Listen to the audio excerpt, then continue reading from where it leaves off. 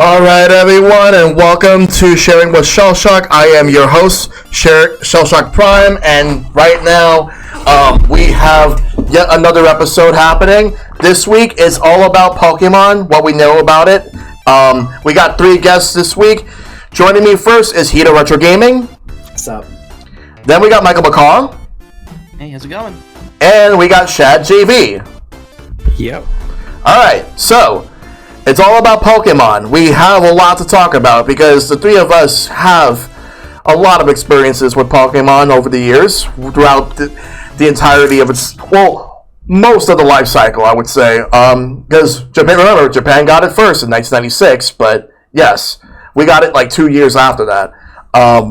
But yeah, like Pokemon has been out for a long time. It's been insane. But first and foremost, before we talk about Pokemon, and let me just elaborate real quick that all three of you have been on this show at least once before. So, Hito, remind us, what type of content do you do? Hey guys, I'm HitoRetroGaming. I'm the gaming bear, and I love to do a lot of retro games on my channel, but I also play a lot of new stuff too, and I'm a big fan of indie games as well. You can always catch me playing some random game and judging it like menacingly. So, there you go. Alright, cool. What about you, Michael? I'm MichaelMacaw. I'm a variety streamer on Twitch, and I also do voice acting, or I try to. But I stream a variety of games, usually new releases, but sometimes I'll work in some older stuff from my backlog there. And I'm usually streaming pretty late in the evening. Alright, sounds very good. Alright, Shad, what about you? I'm ShadJV. I'm also a variety streamer. I only stream a couple times a week currently because I have a pretty busy work schedule. But all types of games. I do a lot of Pokemon streams. I'm actually starting a new run of another Pokemon stream coming up week, and then I'm also do a lot of like visual novels, Zelda, some action games, just kind of all over the place. The other game that I'm currently doing is Aviary Attorney. So. Yes, I love that game. That's a fun game. I played that one. I still have to play that, but That was one of my first games. Oh my god, yes. yeah. Well, tonight is Pokemon, so we're gonna be talking a lot about it, like I kept saying. But we're gonna be starting off with the first topic of the day. How did you get into Pokemon? So, Hito, we're gonna start with you first. How did you get into Pokemon? Okay, so fun story. I just recently got my Game Boy. I was about 4 or 5 years old. I literally got my Game Boy, and what happened was my aunt and my mother wanted to surprise me with like a little gift basket for like my birthday. And what happened was in that basket, it contained a lot of chocolate, a lot of things, and then I bit the box of Pokemon Blue by accident. I literally bit the box of Pokemon Blue, opened it up, and then proceeded to not play it for a while because I was trapped in the house and did not know rugs equal doors. Wow. I got into it. How did the box taste? It didn't taste as bad as a Switch cartridge. But no, I got into it a little bit more. Once I started making my way through Viridian Forest, I fell in love. Listen, you already know who I chose as my first starter. Like, it's right here. And mind you, it took the anime for me to give the game a second try because I started watching the anime. They put a whole bunch of Pokemon cassettes in there too. And the first episode I saw was Bulbasaur in the Mysterious Village, where it was Bulbasaur defending an Oddish, and Ash catches Bulbasaur first. So I fell in love with Bulbasaur. Very nice. Because he was an orphan protecting his home. Yep. Alright. But yeah, that's what really got me into Pokemon. Just the anime cassettes from way back then featuring Bulbasaur. I liked Charmander and Squirtle stories too because they were on the same cassette, but Bulbasaur's really hit like a good one for me. And the game being accidentally bitten into and me being stuck in a door until I discovered rugs are doors. Yeah. Alright. Sounds very good. Alright. What about you, Michael? How did you get into Pokemon? Well, let's see. To be honest, when I I got into Pokemon when the initial release happened in America, but I had known of it for a couple years prior. As you know, the games came out in Japan about 2 years before they came out in America. I was subscribed to Nintendo Power around that time, and they had like a very early look at Pokemon Red and Green in Japan. Yeah. And it seemed interesting. I didn't pay too much mind to it. The more kind of unfortunate thing is that at that same time, when I was in school, there was sort of this like weekly like news pamphlet that would go out with kind of worldwide news that we'd look over in social studies or class or history class. And around that same time was when the big anime issue happened in the first season with the Porygon seizure incident. Oh And it yeah. was covered in that pamphlet. So I was like thinking about it. I'm like, oh, isn't that the thing I read about in Nintendo Power? Oh, that doesn't sound good. Oof. It sounds like people got really hurt by this. And I kind of didn't think much of it past that. But then when, like, a couple years later, when they announced it was coming over here, I got since I was part of Nintendo Power, I'm looking up at my VHS tapes. I got the preview VHS tape. I had gotten the mini magazines in the Nintendo Power that it described, or that, like, kind of, they were comics of, like, the first few episodes. And then I watched the anime from the first season, including the preview where it started with the episode where the St. Anne gets struck down, which is funny because that episode aired. It aired the day before the anime started proper, and it aired in my town the same day that we had like a huge hurricane. So it was kind of weird that there was like a huge storm on the show, and then it happened in real life too. Damn. But yeah. But yeah, and then at the end of that month was when Red and Blue came out in America. My brother and I shared a copy of Red for about a week, and then his birthday came up, so he got his own copy of Blue. And from then on, I was pretty much, anytime a new game came out, I played it, and I'm still playing it now. Yep. Very good. Yeah. What about you, Shad? Yeah, so honestly, when the first series first came out, like, I'm fairly fuzzy on when, like, I'm sure I got it within the first year of it being out, and I was kind of young. I was 97, right? I was like 8. Like, So yeah. a lot of it I don't remember, but I remember I got Pokemon Blue first, and I fell in love with it so much that I started saving up money to buy Pokemon Red and then Pokemon Yellow, and then a Game Boy Color so I could play them on a Game Boy Color. Mm-hmm. And I got really, really into that. And the anime, I remember I watched, but not really in order, not really religiously. I just watched it when it was on Kids WB. Yeah. What I really remember is like my first really vivid memory of being excited about something Pokemon related was the trading card game, where my mom was taking me to I did martial arts, taking me to a martial arts lesson, and she decided to she got me the psychic type starter deck of the trading card game. Ooh. And I was super excited in the car. I remember being so excited. I got there in my class, I like traded cards with people. I traded my Mewtwo for a Zapdos. I have no idea if that was smart. I was 8. And I just happy to trade with people. Yeah. But like, yeah, and that's a lot of it. But then like in terms of the games, my first really big memories are when Gen 2 was first like announced, and it was basically when it was out in Japan, because my dad, who is an IT specialist, helped hook me up with a ROM of the Japanese version with a patch. So it was a really bad patch. It didn't translate much. I remember being like 10 years. I don't know how old it was when it was before it was even out here. 2000. Just playing it. What? 2000. Yeah. 2000. Okay, yeah, I was 11. Just playing it.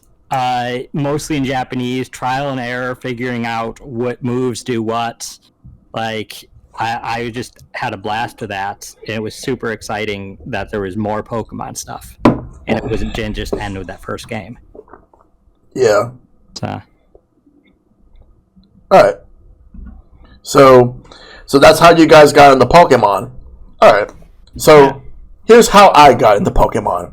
Alright. So, This was definitely September of 1998, and what I remember was that my mom was trying to get me to go back to school because we were having an issue because there was a school I was supposed to attend, but it turned out that they had too many people trying to apply for the school back in the day, and unfortunately I didn't make the cut. So we had to scramble to find somewhere else to go because the problem is that I ended up just not being able to get in. It was nothing like really bad or anything. It's just one of those things where it's like I was trying to get into a school. They had too much people, so I had to scramble. Eventually, I did land it. So I had to stay home for a little while longer until that was the case. So around that time, I woke up early to watch. My brother was watching Pokemon, and the first episode I remember seeing was they were in the Viridian Forest, and Ash just caught himself a Caterpie and a Pidgeotto in that episode. What really got me into it was when Ash was facing against Team Rocket, and he completely destroyed Team Rocket during that episode, with the help of Caterpie, of course.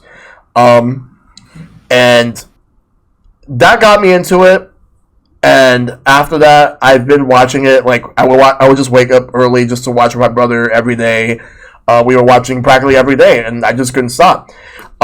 So I had to wait until after Christmas. We had some Christmas money left over, so we got ourselves a Game Boy, but we were only able to get one Game Boy and one copy of the game. So the one we got was Pokemon Blue. So we got Pokemon Blue, and the first starter was Squirtle, though my brother actually wanted to start with a Bulbasaur.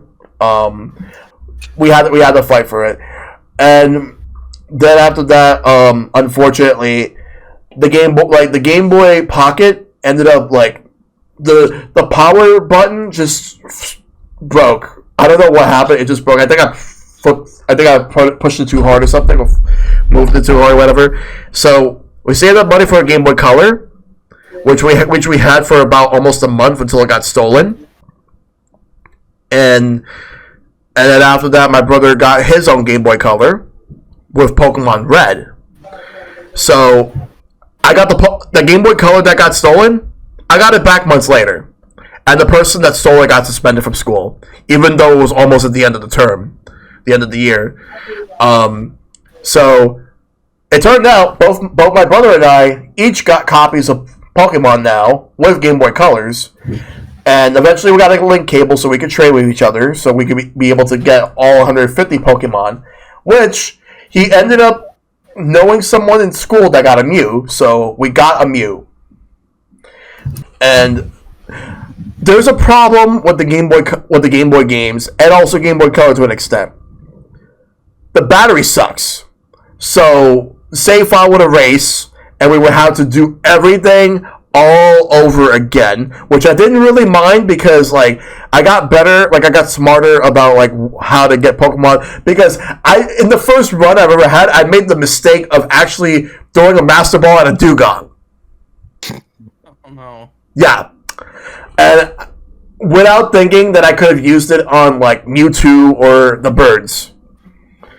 And the second run, I ended up saving the Master Ball. I decided, you know what? Whenever I play Pokemon Red, Blue, or Yellow, I will just save the Master Ball for Mewtwo. That's what I was going to do, which I have ever since.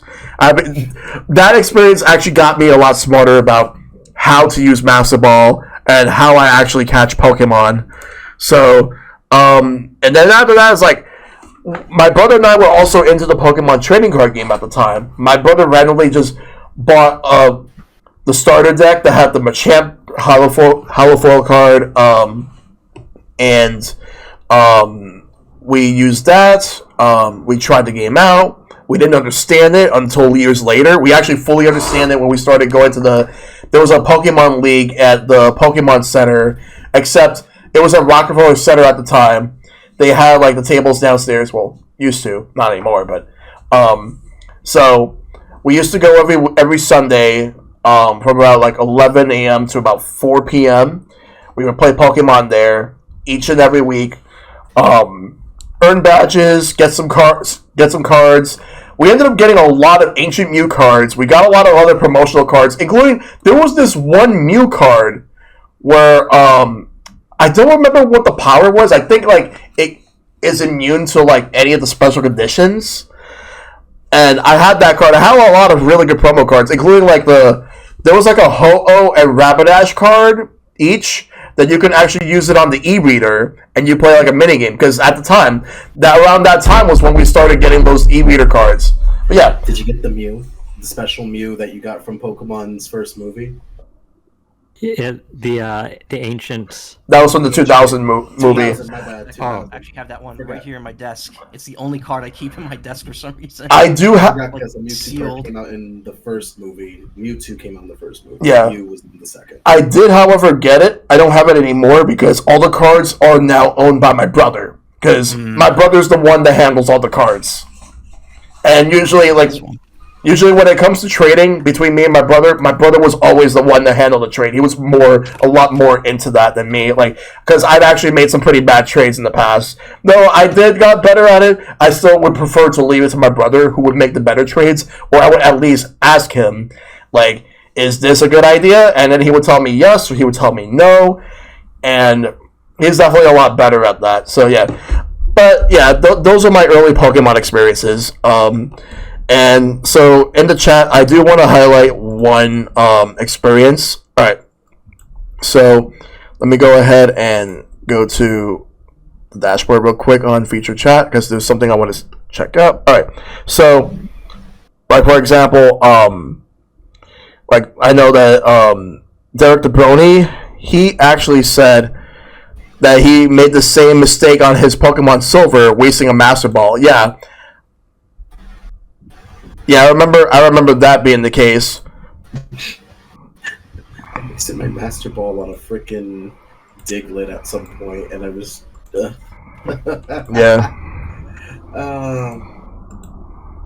Pokemon Blue. Pretty sure I used my Master Ball on Mewtwo in the original game. I kind of never use like Master Balls at all anymore. Even in newer games, I tend to just not use them unless I absolutely have to. Yeah. Save them in case there's like a shiny that appears that's gonna be problematic, like self-destructing thing or something. Yeah. That and I just think there's something about, because like now the games keep track of which ball you've caught the Pokemon in. It's always weird catching something in a Master Ball, because like someone will see that, and if like you trade a Pokemon with that, or they see you use the Master Ball, and it's always like, oh well, do they hack in extra Master Balls, or is that a hacked Pokemon? Like, I know the odds of that are still like pretty low in the long run to most casual people, but it's just like kind of like a thing now. It's like, well, I'm also taken away from the gameplay if I don't try to catch it legitimately. But there's definitely been cases where I'm just like, okay, forget it. It's time to throw the Master Ball and forget it. Yeah. Also, Shell, you said something that brought back a memory, a really good one. Mm-hmm. So, you brought up Nintendo having card tournaments. They also used to have, around the time Fire Red and Leaf Green came out, they had the wireless Pokemon battle tournaments, and I was actually champion for about 3 to 4 weeks straight. Nice. Because of my grass tactics. I love to take advantage of that, especially in Fire Red and Leaf Green. Grass was kind of broken with sleep powder movements and other types of ways to take advantage of. I used to leech sleep everyone on purpose, and it got so annoying to the point that one girl in particular literally threw her SP on the floor and just stormed off. I'm like, I'm sorry. There's a reason sleep is like banned in a lot of competitive leagues, or not banned, but one per opponent, one opponent at a time. Yeah. I love VGC tournaments, and this is why I like grass set. But I also took advantage of toxic and poison powder too. So it was toxic and poison powder. Yeah, I remember staffing like an event. Like there was like this big event at Bryant Park in 2006. There was like a national championships there. But I was staffing the card game stuff, like teaching people how to play the card game at the time. I ended up getting a booster box as like a compensation, which was pretty nice. I remember that event. Yeah, you were there. I didn't know you were there. I was there as well. Yeah, I was there. The event that was with Hulk Hogan, right? Yeah, that was the one when he was on stage. Yeah, Hulk Hogan was on stage, and like I remember after that, like I was going to the section where you can just download a Pokemon directly from like one of those machines that they had set up, so you can get like all these special Pokemon with moves they otherwise wouldn't know, and they were high level too. So I downloaded them and put it because we bought our cartridges like Pokemon, like we have Ruby, Sapphire, Emerald, Fire Red, Leaf Green. We had each and every one of them. We actually had. Though it would, I don't think it actually did not work in the Japanese ones. We tried, it didn't work, but it worked on all the American ones, and we got a lot of good stuff that time. And then after that, we just went to the Planet Hollywood afterwards, just to get dinner. But it was a good day. Very good event. I also remember like being a part of the very first ever official VGC tournament when Pokemon Company was starting to get into doing that, and the reason they were starting to getting to do that is because they had like this. There was like a trading figure game that they were actually going to work on. They actually had a trading figure game that they wanted to push, and it flopped. It absolutely flopped. So they decided, you know what? We're just going to, instead of using that, let's just do the video game to coincide with the card game, and then that's what they did. Though 2008, it was like a test run. So what they did was they had 2 locations, one in New York and one in Los Angeles. And then after that, I staffed the New York one. And then after that, the winners from each division would go to the national championships. And then after that, the world championships, which was only 2 countries, the United States and Japan. And Japan absolutely destroyed the United States that time. I remember this was during the time that Diamond and Pearl came out. Yeah, Diamond and Pearl with the games. Emerald, I think by the time Worlds happened, Emerald came out in Japan, but it didn't come out in the United States yet. And, oh my god. I do want to, before we go to the next topic, I do want to bring up something. The infamous Pokemon Platinum event at Nintendo New York. Oh my god. So, there was this big guy who cosplayed as Jesse, and he got banned from the Nintendo store. Why? He was distributing a Gengar. That was racist. Oh yeah. Oh god, no. Yes. It was terrible. Yeah, he distributed racist Gengar, and he got banned for life. He's basically banned for life from the store for doing that, because there was one time he showed up at an event. There was like a Nintendo Power 20th anniversary event. No, a racist Gengar. Gengar. Yeah, but so it had a very racist name. Yeah, and everything. That's all we'll say. But yeah, he got banned. But it was an infamous thing that happened, and I remember people still talking about it every now and then. But he actually showed up at an event prior to that. It was like a Nintendo Power 20th anniversary. He was distributing a Pikachu, like a special Pikachu, and a lot of people thought that it was actually from the store, but the store had no idea about it, and they were trying to figure out who was that did it, and then like he decided to come back for the Platinum event, got banned, and that's it. So, yeah. Fuck around and find out. Pretty much. Alright, so the next topic. So, favorite Pokemon games in the series. And MichaelMacaw, we're going to start with you this time. Favorite game in the series? Yeah. Well, it's changed. It's definitely changed over time. I would say initially when Gen 2 came out, I just thought it was such a huge improvement over Gen 3. Gen 1. I really liked Gold and Silver. It came out in like it's. I also kind of associate games with like the point and when they came out in my life, and I was just having a pretty good time at that point. You know, I was a kid in school, and I was just enjoying myself. I remember Crystal coming out that summer, and that was like my favorite until that unfortunately got corrupted and erased on me. Oof. But that was my own fault. I was messing around with cheats and stuff happened. Oh yeah. And then I kind of like I was still into Pokemon for like throughout high school, but at that point it was just Gen 3 for like pretty much those entire 4 years in America, and I wasn't a huge fan of Ruby and Sapphire at first. I thought it was kind of a step down because of the lack of a day and night cycle, just the fact that there were Pokemon missing from it. And it, like, again, this was before we knew. Was that? 6 out of 10. Too much water. I mean, I legitimately didn't like how many surfing routes there were back then. Yeah, there was just something about the presentation about it I just wasn't a huge fan of at the time. That and this was before most people knew the national decks existed in the game, so we thought there was just 200 Pokemon with a lot of old ones being cut, and that ended up becoming true generations later. But I wasn't huge on it at first, and then the remakes, Fire Red and Leaf Green, came out. I really liked Fire Red. I really liked the GameCube games too. Coliseum is still, to this day, I think, one of the hardest Pokemon games I've played, and I would love to revisit that someday. Get your free Jirachi. Yeah, Yep. exactly. Oh, I have that disc. Me too. It's somewhere over there. Yeah, somewhere around like the shelf I have. I still have it. Yeah. But when Diamond and Pearl came out, that was amazing for me. Like I don't know, like everything about it, just the fact that Day and Night was back, the fact that it was a big region, the fact that it was the first games with online. It came out like right at the end of my first year of my second year of college. I remember staying up till like 5 a.m. one night playing it, and this was before I would stay up till 5 a.m. every night. This was back when I had to go to bed early. Mm-hmm. And I just really, really liked it. And then Gen 2 remakes came out with that same engine, and of course Gen 2 was my favorite, so that ended up also like being my favorite for a while.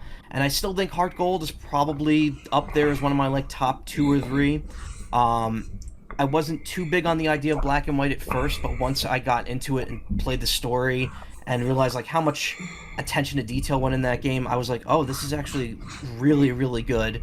I'm kind of torn. I feel like Black and White and Black 2 and White 2 together make like close to one of the best games, but separately they're kind of like they're up there, but I don't know if I would consider them the favorite. I think Heart Gold still kind of cinches it a bit more than that. Yeah. And then the 3D games, I've enjoyed most of them. X and Y I really liked. I've kind of been nostalgic for X and Y just because we're coming up on 10 years since it was announced in 2023. That and unlike every other region, unlike every other region, we kind of just went there once and we were done. We never got a special edition. We never got like a revisit on it. It was just interesting that we only went to that region once. Because I mean, even with Sword and Shield, we had like a year's worth of DLC. So we were still in the region, but we were going to new areas, and it felt like the game was like lasting kind of like 2 iterations. And yeah. Alola, I really liked as well. I would say Sun and Moon definitely top 5 for me. Not so much Ultra Sun and Ultra Moon, just because it didn't really do a whole lot to change up stuff from Sun and Moon. It didn't feel like it was enough of an iteration a year later to be worth buying the game again and playing it again. Yeah. But I would say as a whole, Gen 7 was probably one of my top 5, just because of the setting, just because I love Alola. I actually have a poster of the Alola region on my door that I got with the pre-order of Ultra Sun. Very nice. All right. And Sword and Shield I enjoyed. That's obviously, a lot. There's been a lot that's been said about Sword and Shield, but I didn't think it was a bad game. I enjoyed it, but it's definitely not up in the favorites tier right now. Yeah, I totally understand that. But yeah, those are definitely your favorites. What about you, Shad? So, my all-time favorite is very much clouded by nostalgia, and I will admit that. That's Heart Gold and Soul Silver. Gen 2 is definitely not Gen 2, but Johto. Johto is definitely my favorite region. Until Heart Gold and Soul Silver came out, the original Gold and Silver, well, specifically Crystal, was like my favorite game. And admittedly, both Gen 1 and Gen 2 are a glitchy mess. And not very balanced. Nah. Gen 1 being worse, but they're still great games, but they definitely needed the improvement from remakes the most. And Heart Gold is also I got to revisit my favorite region. I love the aesthetic of Johto. I love a lot of the Pokemon introduced in it. I love a lot of the mechanics it introduced. I loved having kind of a pared down second region to explore after you finished. My only real complaint about the games is the level curve is kind of awful. It is. And I really hope if we ever get a 3D remake of them, they kind of fix that issue. But I mean, that's my all-time favorite. I'm not sure. There's others that are very noteworthy. Gen 5, while I initially had very mixed feelings, grew on me over the years. The story in it is, in my opinion, the best story in the mainline games. Yeah. Black and White has a really, really great story. Really evil-feeling villain. Very compelling characters. And the one thing that's rubbed me the wrong way at release is I felt a lot of designs I didn't like of the Pokemon themselves. A lot of them felt like they were just replacements to older Pokemon. We had a new bat to replace Zubat, a new rock line to replace Geodude, a new fighting line for Machop. It felt like there was a lot of, and then there's the elemental monkeys, which I felt like were a huge waste of space.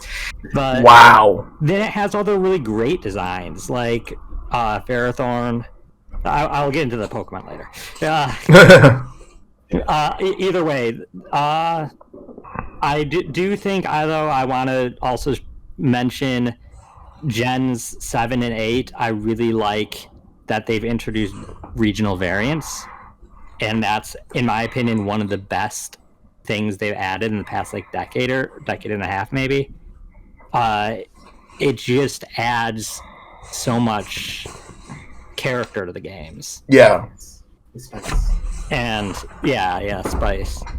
Other than that, Fire Red and Leaf Green are really solid remakes too. They're really great to play through. They're well balanced for what they are. They're probably the biggest improvements to their game. Mm-hmm. And I do want to mention Omega Ruby and Alpha Sapphire. As much as I complained about not being huge on Ruby and Sapphire when they came out, those remakes completely 180 in my opinion, and I like the Hoenn region because of those games.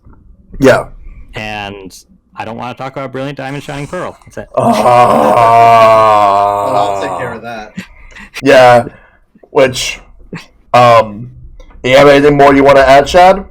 I think I'm good. All right. Hito, the floor is yours. Cool. All right, let's start this off. Johto is my freaking favorite whole entire thing to begin with. I remember getting Silver as my first game. And just think of Hito also getting a gateway computer with 98 Microsoft while getting the Silver game. And just getting the game to basically shut Hito up while we get this computer. And I loved it. Chikorita was my starter because guess what? Grass types. Always. Chikorita best starter. Chikorita best starter. Many will disagree, but you know what? I don't care. Give me the sassy onion any day. All right. Anyway, Gen 2 is my favorite, and I actually have a memory of Soul Silver and how I ended up getting it. So I reserved my copy at a GameStop that used to be near me, all the way in Upper East Side type things. And thing that really got me obsessive was I was waiting for this game. Do you remember that episode of South Park where Cartman was waiting for the Wii? That was me for this game. I'm like, come on. And then it was the same day as Daylight Savings, except we lost an hour. So I was like, oh, perfect. I get it an hour early. Yes, Daylight Savings. The universe is literally watching over me. Let's do this.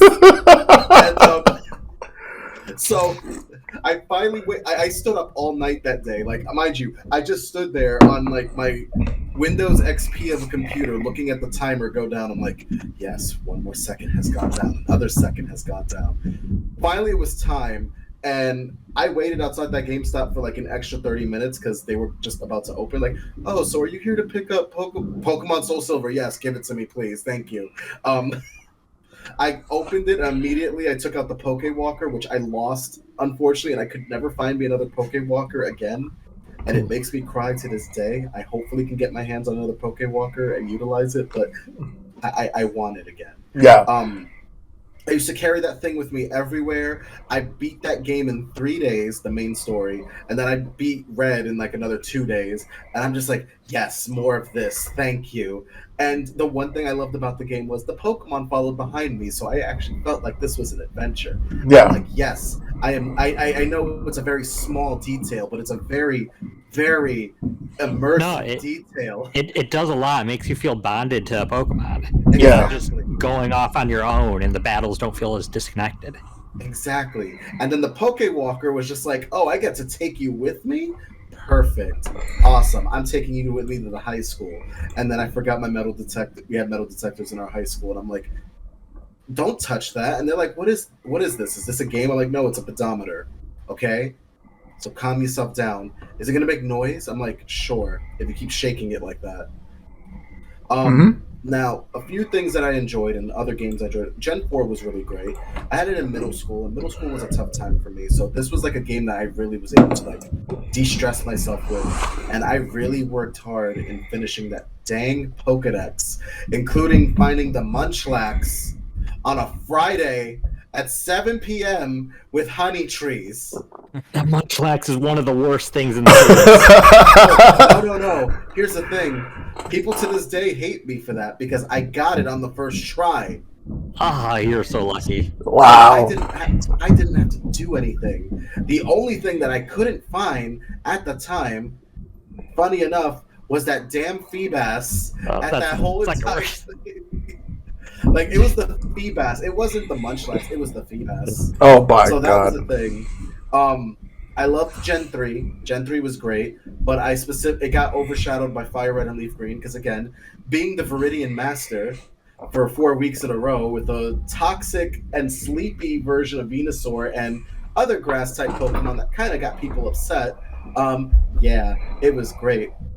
Fire Red and Leaf Green was also the one that came out with that wireless adapter for SPs, so you can actually just do things wirelessly. It was fun. Gen 5, me and a whole bunch of friends, me and two other friends actually did the rival thing that was going on in the original game of Black and White, which was we all chose a starter that we were going to choose, and I ended up starting, ironically, not with Snivy. This was the one gen that I didn't choose the grass starter, and I had Tepig. And then I regretted it immediately, restarted, and got me Snivy. We basically had like a competition on who could beat the game first, and I really dragged my feet on starting over. Yeah. But, 2 days of beating that main story, I did not like the story. And here's my problem with it. My only gripe is that the villain ended up turning into, instead of it being like, we're trying to take Pokemon away from people to actually have them not use them for bad things, turned it out to be just another team leader that wanted to take over the world. I'm like, again? Really? I do believe you do have a point there. Like, it does take a very hard left near the end when they have a very compelling story about the morality of Pokemon training, and then they throw that all away, and the villain's like, no, really, I just want to take over the world, and they're just like, then what?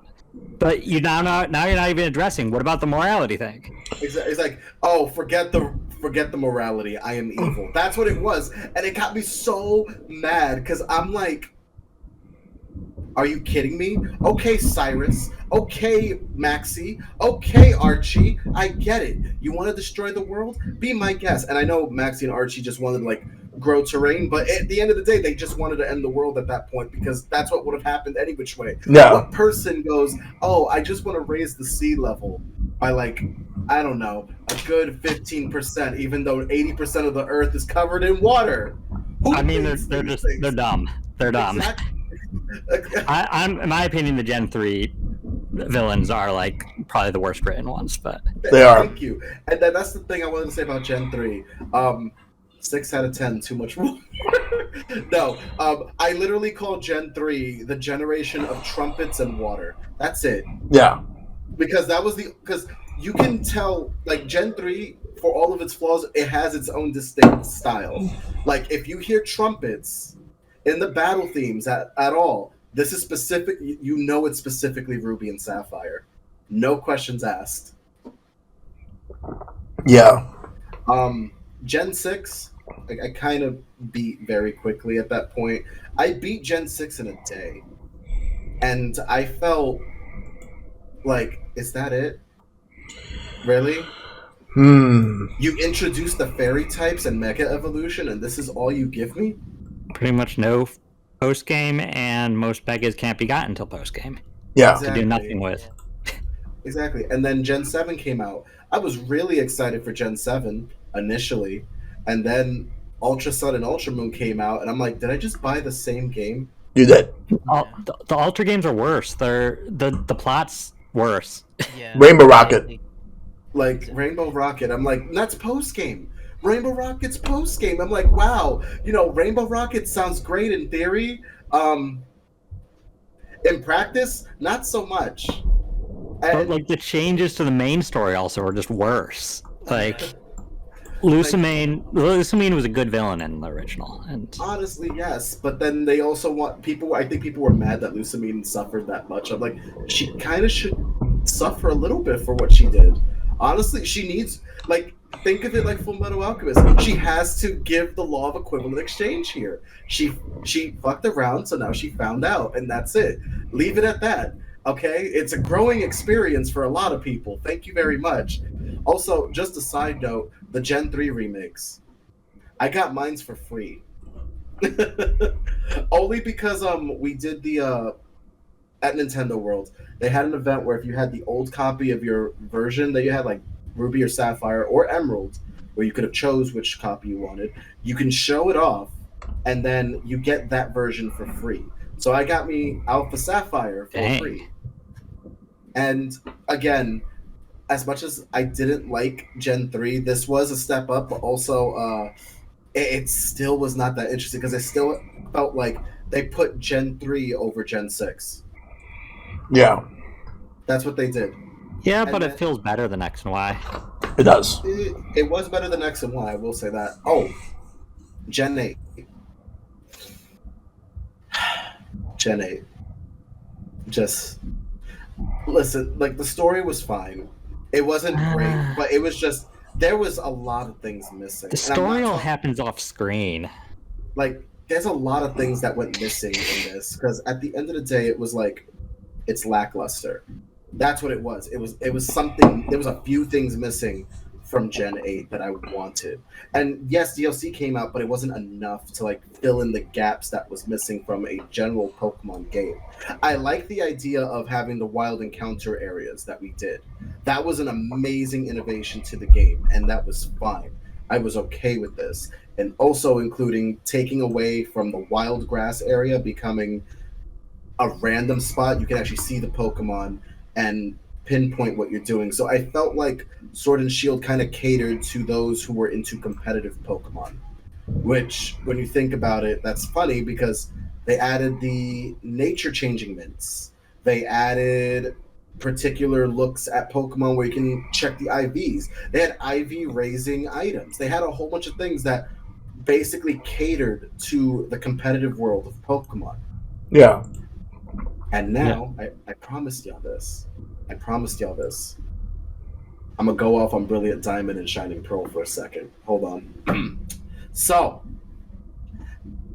I think Shell remembers this, and Shad probably does too. I did a charity event with I remember. Brilliant Diamond, just beating it in one day. The fact that I beat it in one day, and I want you to understand this. I stood up from midnight when I first got the game to the next day, and I was still doing this throughout most of the game.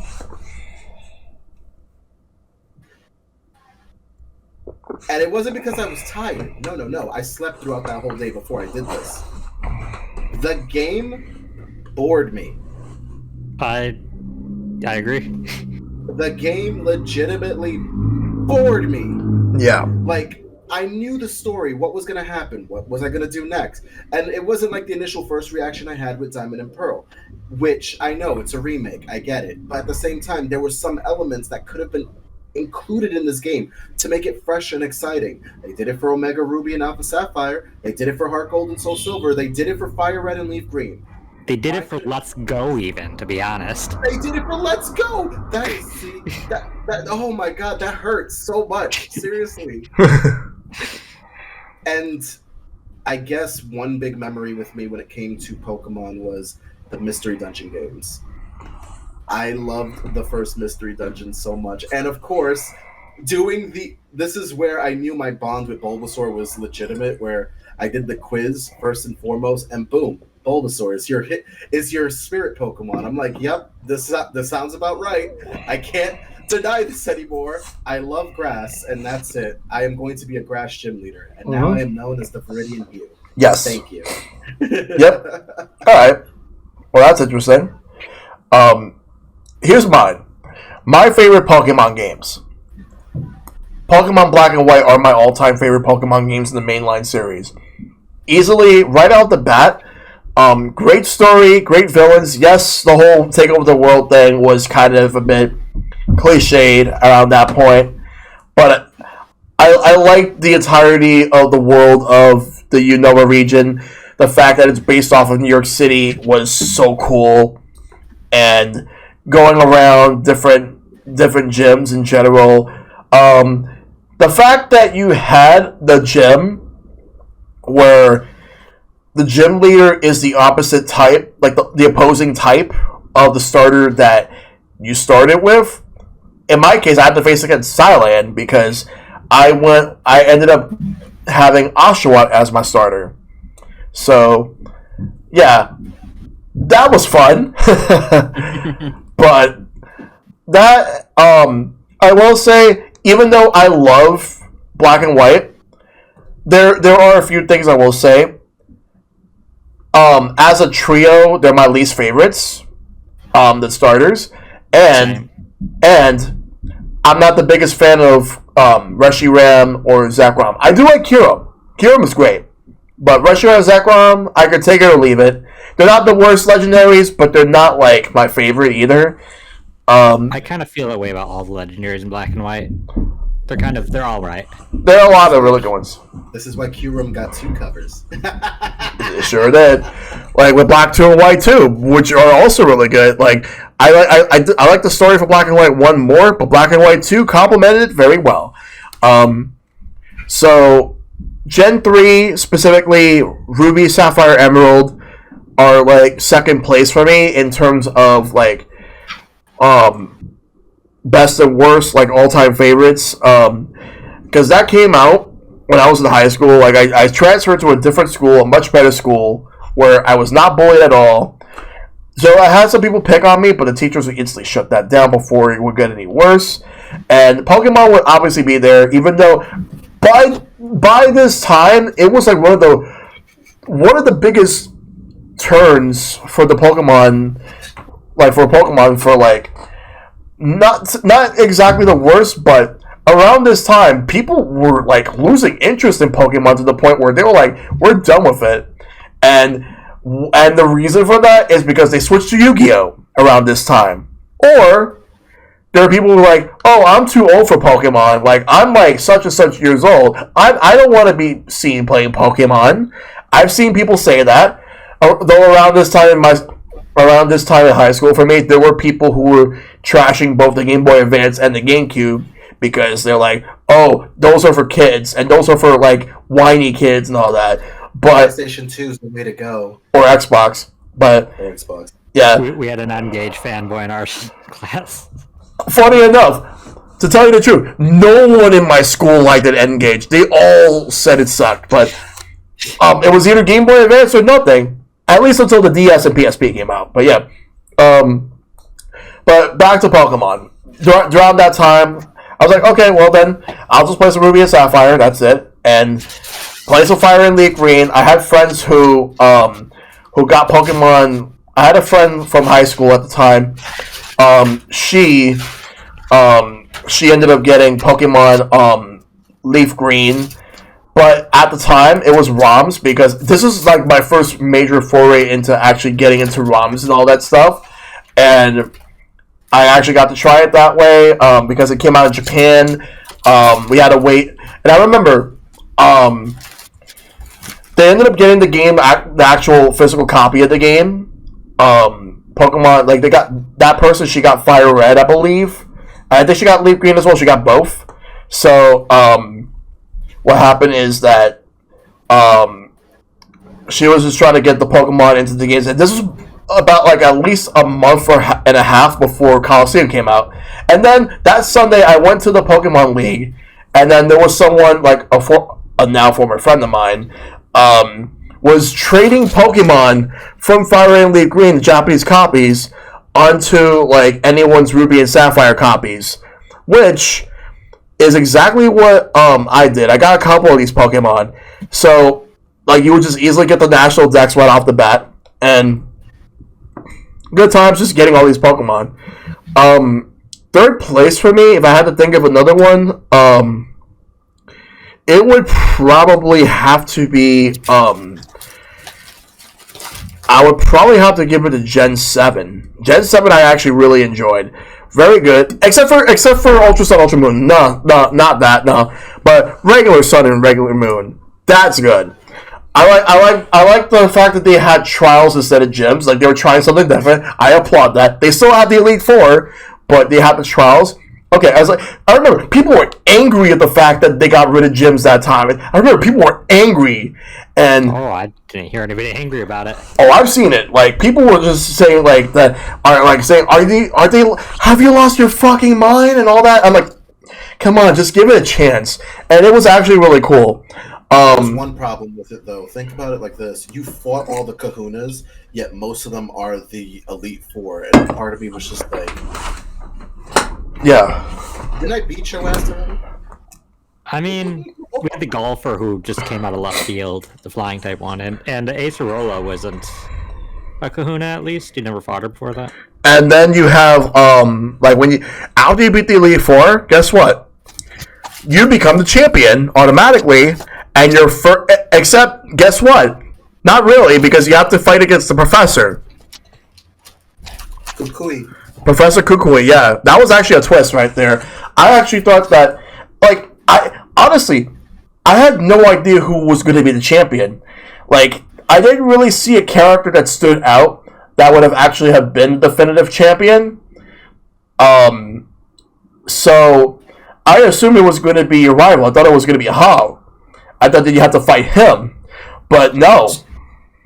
You fight him after you fight Professor Kukui, though. So, it's funny you said that, Shell. Just for lore's sake, the reason why the professor was fighting in that first lore is because of the fact that it's a nod back to the first generation where there was supposed to be an open fight with Professor Oak, and ever since that lore situation happened, they're like, so who would technically be the very first champions of each of the Pokemon leagues? And most people think most of them would be the professors. In some cases, it was usually the professors that were the first champions in their Pokemon leagues, quote unquote. Yeah, exactly. So Gen 7 was pretty good. I will say I like Gen 8, but it does have a lot of issues. And the main issues I have come from the story. Like, it has nothing to do with the Pokedex. Like, it has nothing to do with the Pokedex and how many Pokemon were cut. No. It's the fact that the story, to be honest, sucks. And especially... It's all off screen. You don't get to experience most of it. Yeah, like, for example, they tell you, like, oh, don't worry, stay here, let us handle it. No, I want to see it for myself. Why would you let me do that? And also the fact that I think that the villains are kind of pretty bad. I actually think that they're probably, like, some of the worst. You mean the fake villains or the real villains? The real villains. Thank you. Yeah, they're just out of left field. You don't know about them most of the game. And they're really bad. But I will say nothing compares to how worse Team Flare are. Like, Team Flare is nothing to me. The worst. Team Skull's great, by the way.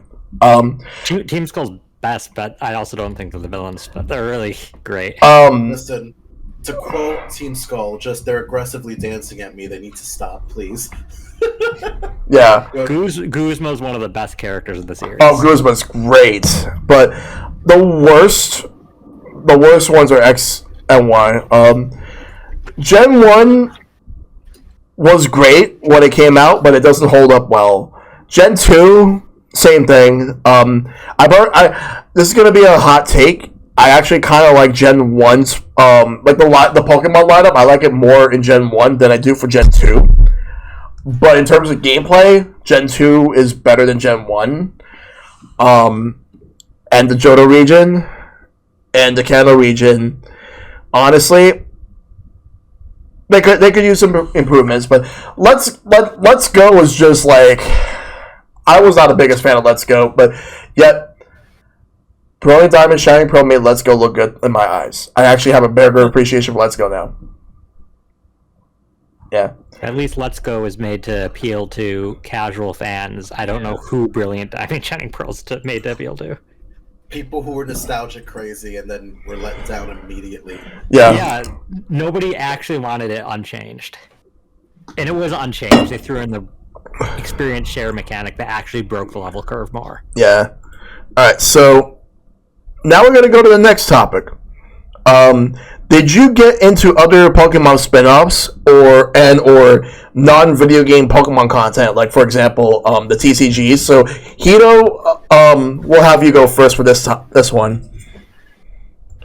Okay, so big one that I enjoyed, Mystery Dungeon. I'm sorry, like, Mystery Dungeon was a great spin-off for me. Like I said, I got Bulbasaur. That was my spirit Pokemon. I loved the whole story. The story was serious, including that one part where we had to like literally run from the village because we were fugitives. I'm like, oh, this is interesting. I love this. This is, God, thank you. Give me story. Give me good story. If you want good story, the Mystery Dungeon games are the ones to go, especially the early ones. Mystery Dungeons Blue and Red, great. Explorers of Time, Explorers of the Sky, great. Mystery Dungeon for the 3DS that came out was also pretty good. I never got to finish it, sadly. And then Super Mystery Dungeon, I kind of fell off at that point because it was like, I didn't beat the third one, so I feel bad. But another one that I was a constant on was Pokemon Pinball for the Game Boy Color. And I caught everything. It took forever. I even got Mew. It took me, 6 months to get a Mew? Like, oh my God. It was spicy. Yes. Great. Fantastic. Those are two of my main spin-offs, but if we were to go into a third one, Stadium and Coliseum definitely hit it up for me. Stadium was great because of the mini games. I still remember those nights that I would like get taken by my mom to go to Blockbuster at like 11 at night, and there it was, Pokemon Stadium, just on the podium with the controller just sticking out on a very flimsy stand thing, and I was just like, yes, Pokemon Stadium, I love this. The mini games were great. Clefairy can go to hell for a second for thinking that an 8-year-old can memorize all of those arrows in one shot. Because I did not enjoy getting dropped for messing up the arrow configuration. Even though, like, okay, that's not fair. I'm 8, good sir. I am 8. Okay? What do you think I am? A computer? But yes. I will say, like, Pokemon Stadium and Pokemon Coliseum was great because that was a Christmas day for me. Mom bought me. So this is how you get a kid addicted to a game. You buy them the strategy guide for a week. You don't buy them the game. You buy them the strategy guide. They look at this whole thing like, this looks really cool. I would really enjoy playing this game. And they're like, nope, we're not getting you this game. You're just going to enjoy the strategy guide. It's a book. Have fun. And then she immediately pulls out during Christmas Eve. She pulls out 2 games. She pulls out Kingdom Hearts Chain of Memories for the Game Boy Advance. She pulls out Pokemon Coliseum. And she's like, I know you've been wanting it like forever. I'm like, you've been teasing me for 2 weeks. Yeah. With this damn strategy guide. And yes. now you give me the game? Oh yeah. I already knew how to beat the game. The only issue was Coliseum was difficult and it was hard to capture Suicune, Entei, and Raikou, and Sudowoodo for some reason, because, you know, they needed a grass proxy, so I'm officially deeming Sudowoodo the grass dog, and that's it. Oh, yeah.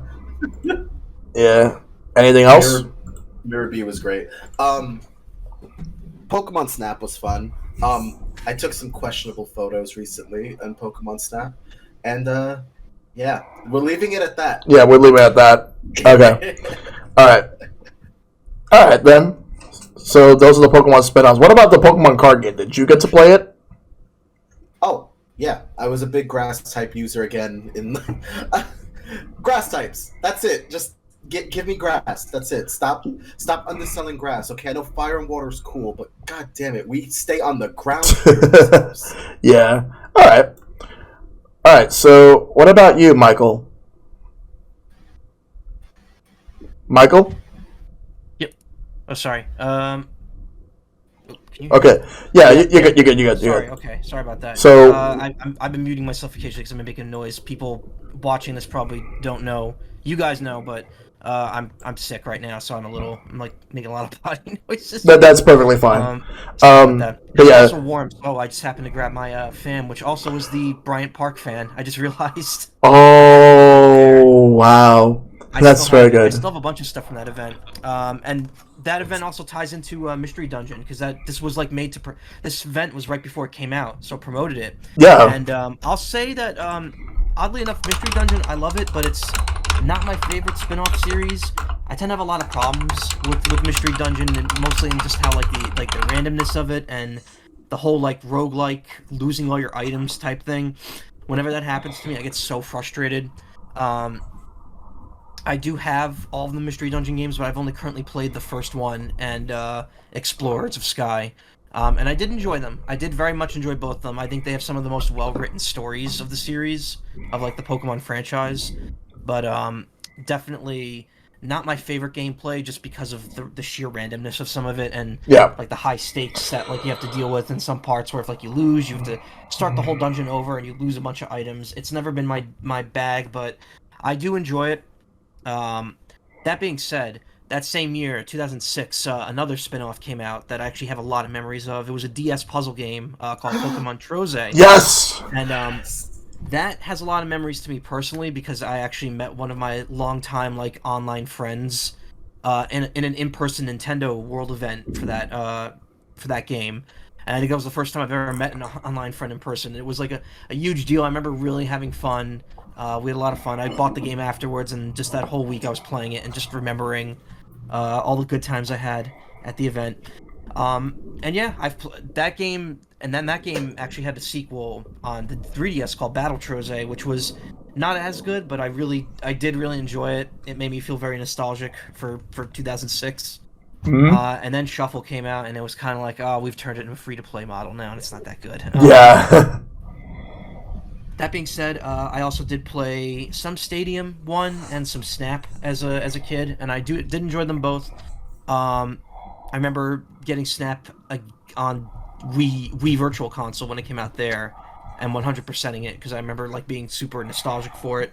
And I got new Snap last year, and it was really, really good. I really enjoyed it. In fact, just last month, I finally went back and did the DLC that came out for it.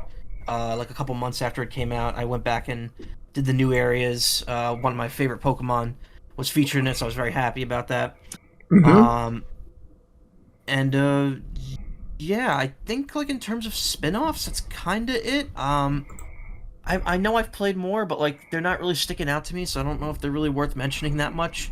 I guess Dream Radar, technically. I did enjoy playing that. It was interesting for a 3DS application that tied to a DS game. I had the Pokemon Mini from back when the Nintendo World was the Pokemon Center, and they released that in America. I had the Wooper Blue Pokemon Mini with all of the games for it that came out in America, which was only 4, but they were all really fun. There's a little mini version of Pinball.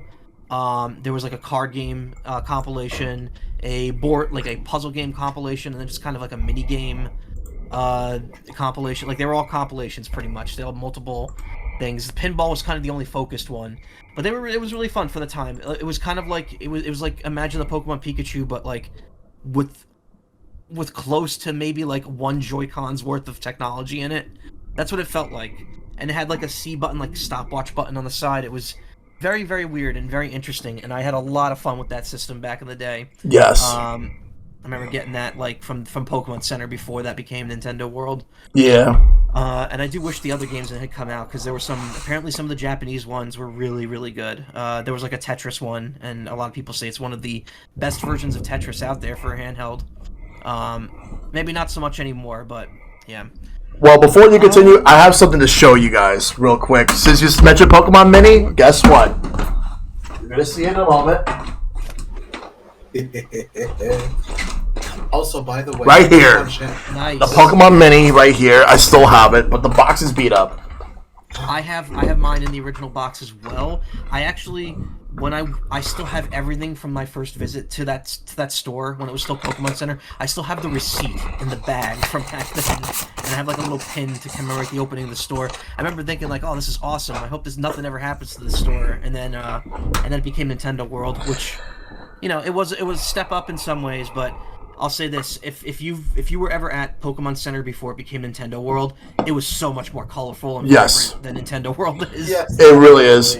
Oh. No. I also think I've never been able to really prove this, obviously, but I think that the spot that the Pokemon Center is in Castelia City. No, is it Castelia? Which one's the one from Gen 5? That's supposed to be Manhattan. That's Unova. You were right. Castelia's the city, yeah. I'm getting it mixed up with Luminos from 6. But I'm convinced that the place of the Pokemon Center is supposed to be in that city is like the equivalent of where Nintendo World is, just because it's on the corner and it's got like 2 visible sides to it and it's part of like a bigger building. I always kind of figured it was supposed to be like kind of like a small homage to where the Pokemon Center is. And then, I mean, in terms of spin-offs, I don't really think there's much else worth noting. I will say that when we were describing like favorite regular games. Oh, Pinball, yes, Pinball. I enjoyed Pinball Original. Never 100%ed it. Did get Mew in it though. I played some of Ruby and Sapphire Pinball on a stream once, but didn't really stick out to me. After 2 hours, I got like really sick of it. The games that we didn't really bring up, and you brought it up during your favorites, but I didn't mention Let's Go or Legends. I think they were both good in their own rights. Let's Go is silly.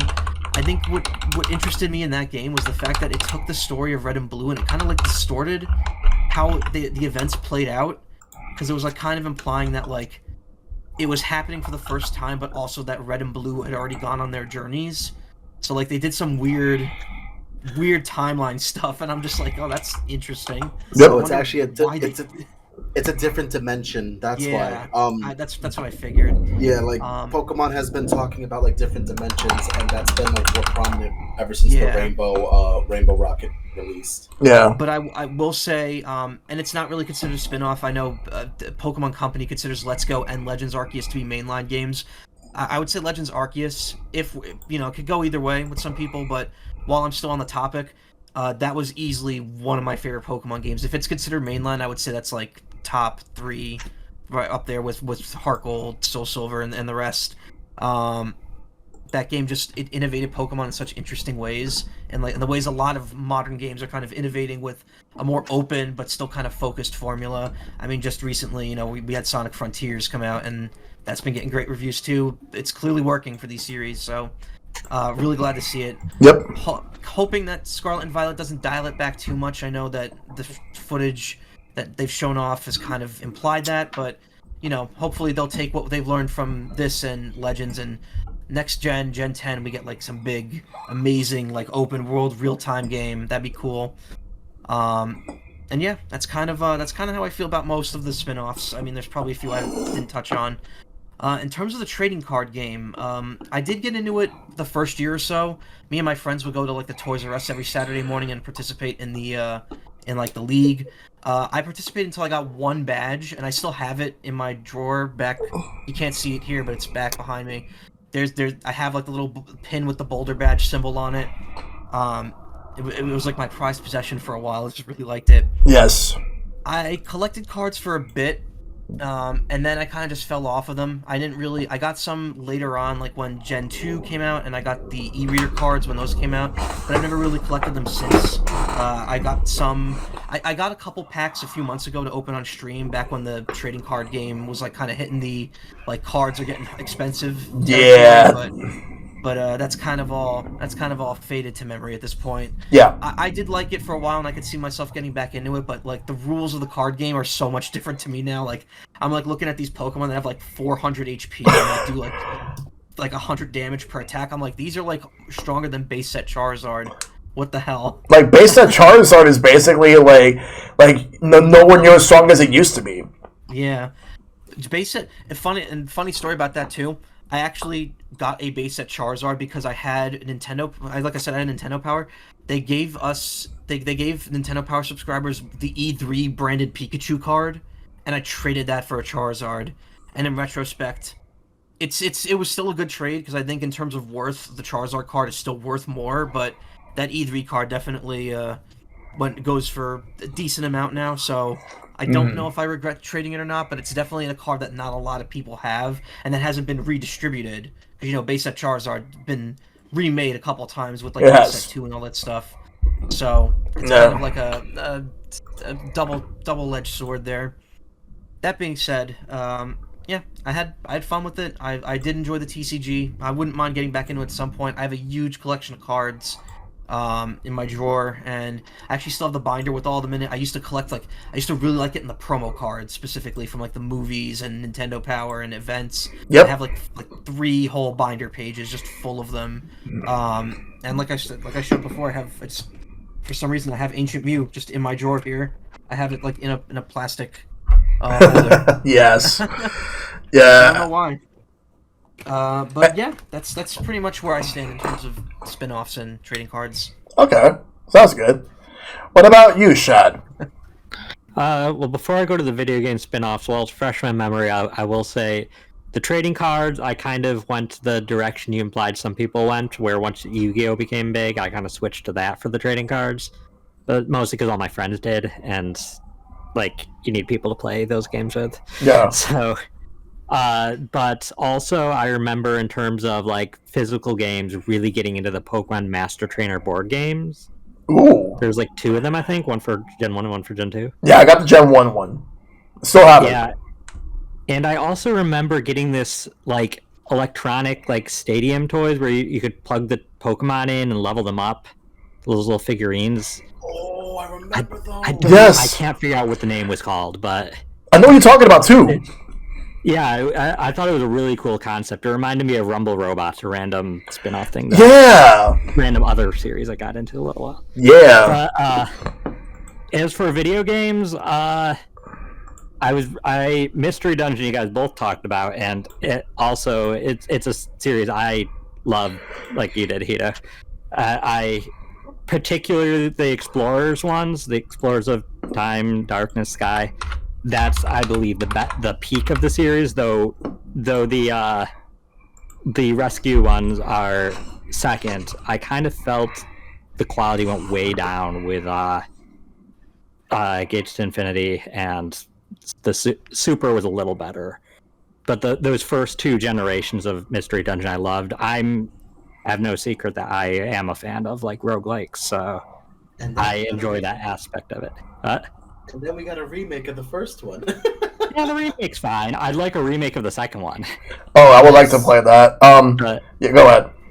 So yeah, I like the kind of simplicity of the Mystery Dungeon. You have more Pokemon in your team, but you're only really worrying about yourself. And I think it lends itself to a whole different experience. Plus, there's resource management, and I enjoy resource management.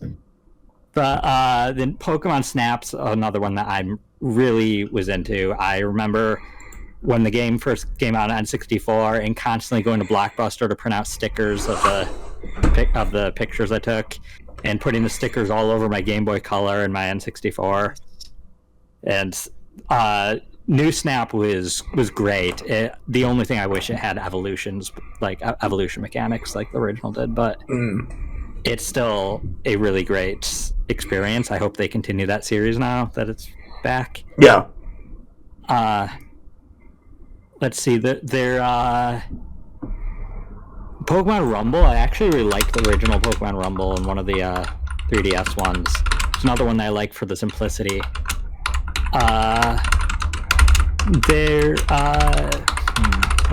What other Pokemon spin-offs? I was into Pokemon Go for a little while. I kind of don't live in an area that's really great for it. I know Pokemon Unite I played for like 2 months. which I enjoyed it when I played it. We gotta get back into that. Go back at some point. We'll get back into that. Why is my headphones being have weird? My not prepaid, the cards for Pokemon Snap. I still have the ones that like you would buy just to use the machine. Yes. Yeah. I like they were nice because they're like hard plastic like cards. They're nicer than like most modern credit cards in terms of quality. Oh yeah. Like why would I throw these away? These are nice collector's items. Oh, My headphones are being weird. Sorry. that's fine. Yeah, just laminate the cards. Like they're really good quality too. Yeah. Yeah. You good, Chad? I hope I'm not echoing. No, you're good. You're good. Okay. Then, otherwise, I did play the Pokemon Masters on the phone a little while. It was awful at launch. It got a little better, but I kind of fell off because it was a mobile game. Quest, I tried. That was not really fun much. And we talked about Let's Go, if you consider that. That's all right. I liked it in terms of it did something different. I don't like it as much as the mainline games. And Legends Arceus, yeah, there's a whole discussion on whether that's mainline. Even though Pokemon Company considers it mainline, I don't, because the mechanics are so different, and I don't think they're going to incorporate a lot of those mechanics into mainline. But I adored Legends Arceus. As you said, Michael, that I if I had to place it, if I considered it mainline, it would probably be in my top 3. It was a phenomenal experience, one of the best Pokemon experiences I've had in recent years. And I really hope we get more Legend-style games for other regions. I want more of that. I think it was very fresh. They set up a whole precipice that they could now at this point. Yeah. Yeah, there's so much lore they could explore with it, with other regions, that I really hope they consider it. And I think that's most of the spin-offs that I ever got into. So. All right. Sounds good. All right. So for me, spin-offs. All right. So let's talk about the TCG for a minute. All right. So we'll talk with the TCG first. Okay. So while I was playing casually from 99 to 2002, 2002 was when I started to become more competitive in the card game, and I was into that from 2002 to 2011. 2011, I kind of was starting to fall off, like, because I went to because I used to go to national championships, like for city championships, states, regionals, nationals, worlds. There used to also be like events known as Gym Challenge, where if you won, you would automatically get a free paid expenses paid trip to the World Championships, depending on whichever location. They stopped doing that after 2006, but they did it for the first 3 seasons of back when they called it Pokemon Organized Play, before they changed it to Play Pokemon. But I remember for the first 3 years, it was Wizards of the Coast distributing the card game in a partnership with Nintendo. And apparently Nintendo and Wizards had a falling out. And I think one of the reasons they had a falling out is because in the 2002 World Championships, there was only 2 age groups. There was 10 and under and 11 to 14. A lot of people were angry at the fact that there was no 15 and up. You want to know what's the reason why? Because Wizards of the Coast wanted anyone that was 15 and up to switch from Pokemon trading card game to Magic. They wanted to... Yeah, they wanted to switch. And then from what I've heard, Nintendo was not happy about that. And then after the whole e-reader stuff, like, they kind of had a falling out, and Nintendo ended up taking over the card game, which they reinstated the 15 and up for actual tournaments. So what happened is they handled the distribution of the card game from 2003 to 2005, after which they switched it to the Pokemon Company. And I was playing, like, I remember, like, just going to, like, the Pokemon Center and the Nintendo World at the time, collecting the cards. And then there was also, like, some local places that I know that you could actually get packs for much cheaper. Like, there was actually a place I used to go to where you could buy boxes of, like, the the booster packs for like $70 something. They unfortunately don't exist anymore. But this one place I used to go to, Miss Lee, very good place. That's where you can get like the booster packs as they come out. It was about like $70 to $80 when most retail stores would sell for like $110, $120. And looking at you, Toys R Us, and my brother and I would like have the money to pitch in to buy it, and then just to see what cards we would get, just to get the cards we would want, so that we can use them for our decks for the tournaments. Even though I stopped playing, my brother still kept going. Then he was about to take a break, and then by the time he took a break, the pandemic happened, and then like they postponed the season to the following year, which they postponed the end of the season to this year, where they had the first Worlds since 2019 in London, and now they're going to be in Japan next year. So yeah, my brother still plays. Like, he's not as competitive as he used to be, but when he goes, he'll go. But for me, in the national championships in 2011, I won my first 5 rounds straight, but then like the last 4 rounds I lost all of them, because mostly due to bad luck. But the worst was like the last match, where there was a point where I actually could have made a comeback, and then all of a sudden my opponent draws the one card they need that could stop that, and they got it, and then I just ended up just not doing it. And I was like, yeah, I'm done. I've played so many years, and I'm just absolutely done. But yeah, so that's the card game. That's my experience with it. As for the game spin-offs, let's see. Pokemon Puzzle League, I definitely love that, because Pokemon Puzzle League, as Shad just mentioned in the chat, yeah, Pokemon Puzzle League. I forgot that. Yeah, Pokemon Puzzle League, the Game Boy Color version Pokemon Puzzle Challenge, Pokemon Troze, like you mentioned, MichaelMacaw, I also enjoyed that. The 3DS one, again, yes, like you said, not as good, but still fun, still a great game. Pokemon Shuffle, I actually was addicted to it for a year, and then I stopped because I did not like the whole mobile gaming practices thing, whatever. Pokemon Pinball, I loved it. I loved the Ruby and Sapphire one more, but there was a tournament where you could win a GameCube in 2003 that I participated in, and I was such an idiot because I ended up, okay, so here's the thing. I was playing, and then what happened was that I was so cocky to the point where I thought that I was going to win. I'm like, you know what, I'm just going to lose one ball on purpose, and then I instantly lose a ball afterwards, because if I would have just not done that, and if I would have just held out, I would have won the whole thing. But no, I ended up coming in 3rd place. I did not play after that.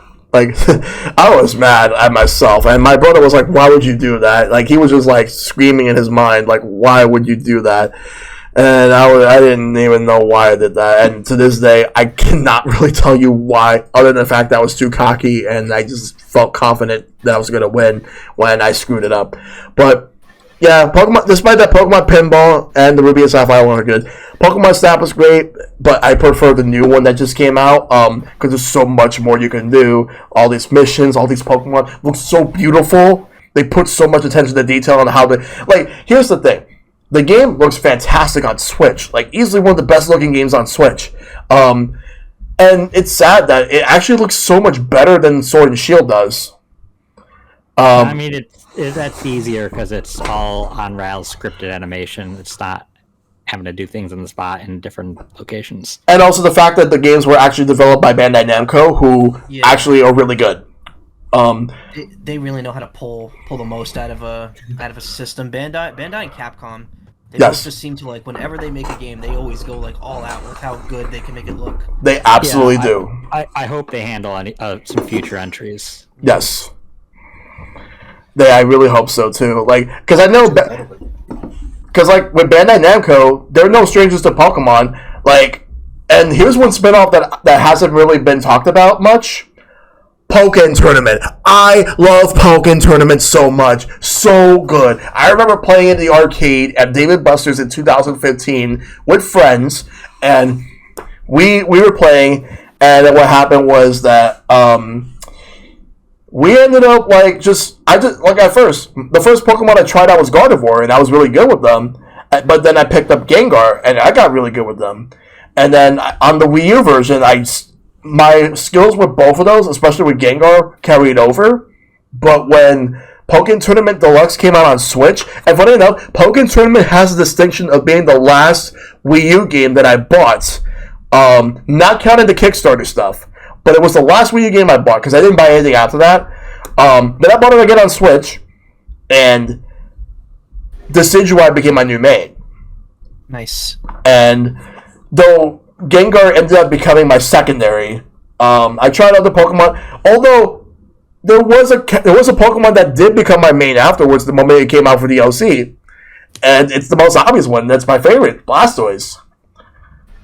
Like Blastoise just was so good to use. Like, it was more like a tanky Pokemon because obviously it's a tank. It's built like one, but it does the job well. Like, Aegislash is alright. Decent Pokemon. There's like Chandelure is in it. Suicune is in it. At first, I thought it was mainly going to be fighting Pokemon, like you would see Machamp, like obvious choice. But there's some Pokemon that I expected to see in there that aren't in there. Like I was expecting Hawlucha, not in there. No, I was expecting Toxicroak. Instead, we got Croagunk, the pre-form. Though we did get stuff like we got Pokemon like Braixen. We got that one in there. I was thinking if they were going to add any other Sun and Moon Pokemon, I thought that they were going to add Incineroar in there because of the fact that Incineroar is a wrestler, and with his grappling moves, he would have been able to fit in. Though they did put him in Smash, but yeah. And did the Smash count as Pokemon spinoffs since Pokemon have been in it since the beginning? Yes. I considered saying it. It does have Pokeballs. I've played so many matches where you just have only Pokeballs on. Can I joke around for a second and just say the fact that both Decidueye and Incineroar ended up in another game, but Primarina just did not get that Pokemon rhythm game that we could have possibly used. I was gonna say, damn, Pokemon DDR. There you go. That would have been nice. That would have been great. But yeah, Smash, obviously, Pokemon are in it, since the first game, like Pikachu and Jigglypuff were the first two, then, like, they added Mewtwo and Pichu in Melee. In Brawl, they took Pichu and Mewtwo out, but added Charizard, Ivysaur, and Squirtle, as well as Lucario. They get the Pokemon trainer. But it just became Charizard in Smash 4. But Mewtwo came back, and Greninja got added in, which Greninja is actually pretty fun to use. Then, like, Ultimate brought all of them back, but added Incineroar. And also, with the Pokemon Trainer, you can also use the female Pokemon Trainer too. Cool. So you get the option for both. And also all the Pokemon remixes, all the Pokeballs with all the Pokemon, to the point where they even introduced a Master Ball with it's just strictly legendaries and mythicals. Like you would just randomly see a Mew just randomly popping up, going to the sky. Like even in the first game and even in Ultimate, that's all Mew does. It's like hi everyone, bye everyone. That's really what it was. Glad I could have helped you, but you didn't do anything. But yeah, like all the other spin-offs have been mentioned, like Pokemon Stadium, Pokemon Coliseum, XD are also like interesting as well. But for me, those were it. We do have a few other topics. And this is going to be the first for this show, and I'm going to try this out to see how well it does. We're going to do a little lightning round. And we're going to start with Shad for this one. What's your favorite Pokemon? It's by default Malamar because it's the only squid, but it would not be hard to top because I think they could do more interesting squids. Alright. What about you, Michael? What's your favorite Pokemon? I mean, it should be pretty obvious if you see anything in my room, but it's Zapdos. Zapdos. Very good. Hito? Ironically, it's a tie between Bulbasaur and Teddiursa. Yep. The Teddiursa line. You gotta love Ursaluna now that it came out on Arceus. Yep. Ursaluna is like one of my favorite new ones. Yeah. For me, Blastoise. Nice. And also Squirtle and Wartortle. But yeah, Blastoise. Yeah, I'm seeing some good choices. Like for example, the Fat Drake says Melmetal. Very good Pokemon. Yeah, I love Blastoise so much. Okay. Next one is favorite type. Hito, favorite type. I'm pretty sure. Just say it anyway. I'm the grass gym leader, guys. The Viridian Hue. Let's go. I will challenge all of you 1v1 via mono grass type. Let's go. Yep, Michael. You might think it would be electric type because of all the yellow aesthetic I got going on, but no, actually flying type because I just really like birds. So flying type is usually the most common there. Yep. Shad. I don't think about it often, but probably Ghost because I love the lore behind so many of the Ghost Pokemon. It's so out of place and great. Yeah, and for me, water, easily my favorite. Now, next one. Okay, favorite starter. We are going to go with Michael. Favorite starter. It's changed a lot. I usually tend to gravitate towards like one starter per generation, but I would have to say in terms of my absolute favorite, Rowlet is probably up there just because Decidueye is so great. Rowlet's very cute, and Suian Decidueye is really cool too, even though I didn't end up picking that one for Legends Arceus. I really like it. I would say it's probably top 2, top 3 favorite starters, with Totodile and Snivy also being pretty high up there. And I will say Scarlet and Violet, all 3 of the starters are looking very good, so that could easily change in another week. Yep. Let's see. Hito, just say yours. Oh, so do I just have to say one? Because it's like all the grass starters I love. I can't. But if you have to pick one, pick one. Bulbasaur? Like, come on. Like, he is baby, okay? He's baby, but he's also baby, okay? Baby. Baby. Okay. All right, Shad. The Chikorita line, man, and I think a lot of it is to do with the anime and Ash's Chikorita that evolves. It's just so lovable. The jealousy. The jealousy was real. Squirtle is my favorite, and I will not that Squirtle, like the whole line is the hill that I'm gonna die on, and I will not apologize for that. Yeah. Okay. Let's see. Okay. So, what about your least favorite type? We'll start with Shad. Your least favorite type. Least favorite type? Yes. Oh wow, that's a thing I've never thought about. Honestly, maybe ice. There's some ice Pokemon I like, but I feel like ice could have probably just been lumped in with water, and overall as a type it's just so underutilized. Yeah. They have not done enough with the type, and I think that's why it needs to be rebalanced somehow. Yeah. It needs some buffs. Yeah. Only Scarlet and Violet fixes that. We'll see. Michael? Least favorite type? I actually just thought about this the other day. It's probably fighting, just because, and I'm not saying it's a bad type, it's just that it's so oversaturated. Every time you get a set of starters, you get a set of legendaries, there's always going to be fighting type in there. Mm-hmm. And it's just like every single generation now. It's like, oh, okay. It's also one of the like Vegas types. What even makes it fighting? Yeah. I feel like at this point, fighting is becoming like a secondary normal type almost, in terms of how often it shows up. Yeah. Sometimes it's like the fallback if they don't know what else to pick. Like, why is Poliwrath fighting? Why is Primate fighting? Yeah. I mean, see, back then it was like, I can understand that because it was like the original Pokemon, but like now it just feels like every generation you just get like like the crab in Gen 7. Brawler. Trees. Brawler. That thing is just fighting type, isn't it? It's not even water. No. It's a coconut crab. They're not aquatic. Oh. I mean, still, they live on land. I'll give it that, but I still stand by the fact that I just think fighting is kind of overdone, and it's not like my favorite type. I also feel like in a way Dragon too, just because they always save like Dragon type for like the strongest like pseudo legendaries you get, and it's also so then you see it a lot in competitive play, like particularly with Garchomp and stuff like that.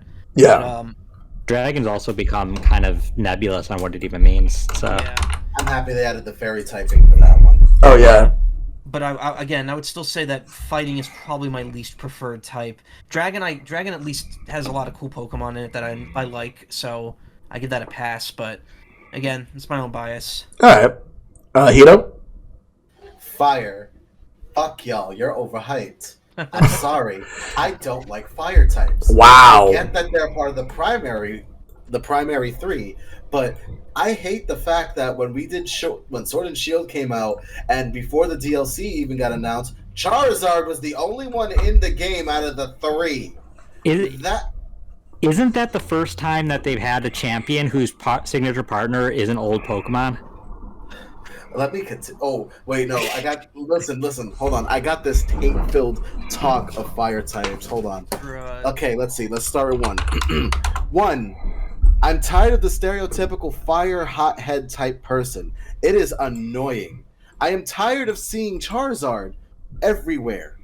Everywhere. It's even in Legends Arceus, which, again, it pisses me off that the other two were not even considered to freaking be in the game, and make it worse. The fire type is so generic at points. It's like, wow, we can't have a chilled person be a fire type. I mean, like, the most we've had that was like a good character when it came to the fire type that was quite the opposite was Malva from X and Y. Malva was like chill, but she had like a fire behind her. I'm like, okay, good. See, I'm tired of these guys who are aggressive as the fire type gym leader. Like, I'm tired of it. Like, they either have too much energy and they're trying to get that off of the electric type, which I'm making fun of Flint and Faulkner's relationship to start off. And two, we just have the fire type gyms that are like, yeah, I'm red hot. I'm just like, I get it, okay? I get it, Flannery. I get it, Blaine. I was gonna point out Flannery. Blaine at least has the whole game show thing.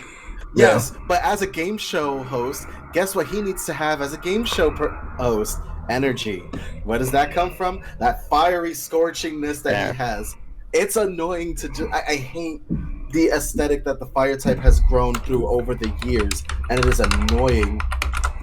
And it's just... It's annoying as hell, and Charizard really just like killed the fire type for me in majority of ways, because it's like, oh, we're gonna give Charizard this and that and this and that. Fuck the other starters, by the way. Blastoise, who's heard of him? Venusaur, what is he? What even is that? No, Charizard. No. Well, guess which starter is getting one of the first Scarlet and Violet's events. Oh yeah. All right. No, just no. Like, so basically, Charizard is just overrated. Charizard's I can overrated, agree. and the fire type brand was annoying. I honestly think this is why I like Gen 4 the most, because there was barely a fire type going on in that game. Like, there were like 2, maybe 3 before the post game, but yeah. Yeah, there was 2 before post game, and one of them was a starter. Like, yeah, Charizard's overrated. Alright. So what's my least favorite type? I'll tell you what my least favorite type is. And it's not one that you guys mentioned yet. It's Bug. Bug's my least favorite type. Why? Do that. Why? Okay. Bug is my least favorite type because there's a lot of bug types that are super weak. And especially those with very little defense. They have a pretty solid amount of weaknesses, more than enough. And a lot of them are not interesting. There are some interesting ones, like I like Scyther, I like Scizor, I like Heracross, I like Golisopod. There's a couple of other ones that I can name off. He's cool. Yeah. Hell, I even go as far as to say I actually like Vespiquen too. But there's a lot of them that are just like, like, not really...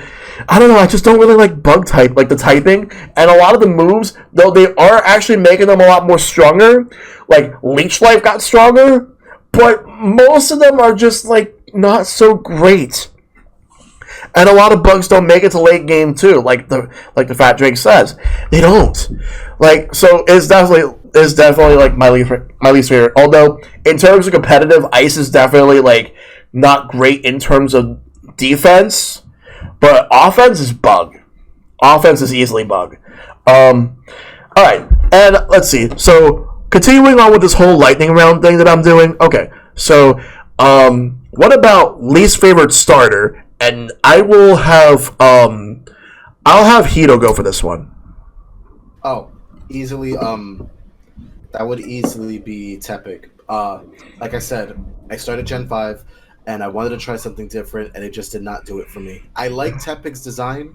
I like to think of him as Fire Bacon, but that's about it. All right, Michael? Trying to think, honestly. I feel... I don't know. Like, in terms of the starters, I really haven't found any, like, I outwardly dislike. But in terms of least favorite... no, can't even say. I'm like trying to think like I'm like going through each one in my head, but like I can't really come to a decision. I would say no, not those, not that one. I don't know. It's so hard because I at least like every single starter. I would say in terms of like least favorite design, maybe Oshawott, but I do like Oshawott's evolutions. So, can't really say that, but at the same time, I just can't really, No, you know what? I have one that I would say is my least favorite, probably Chespin.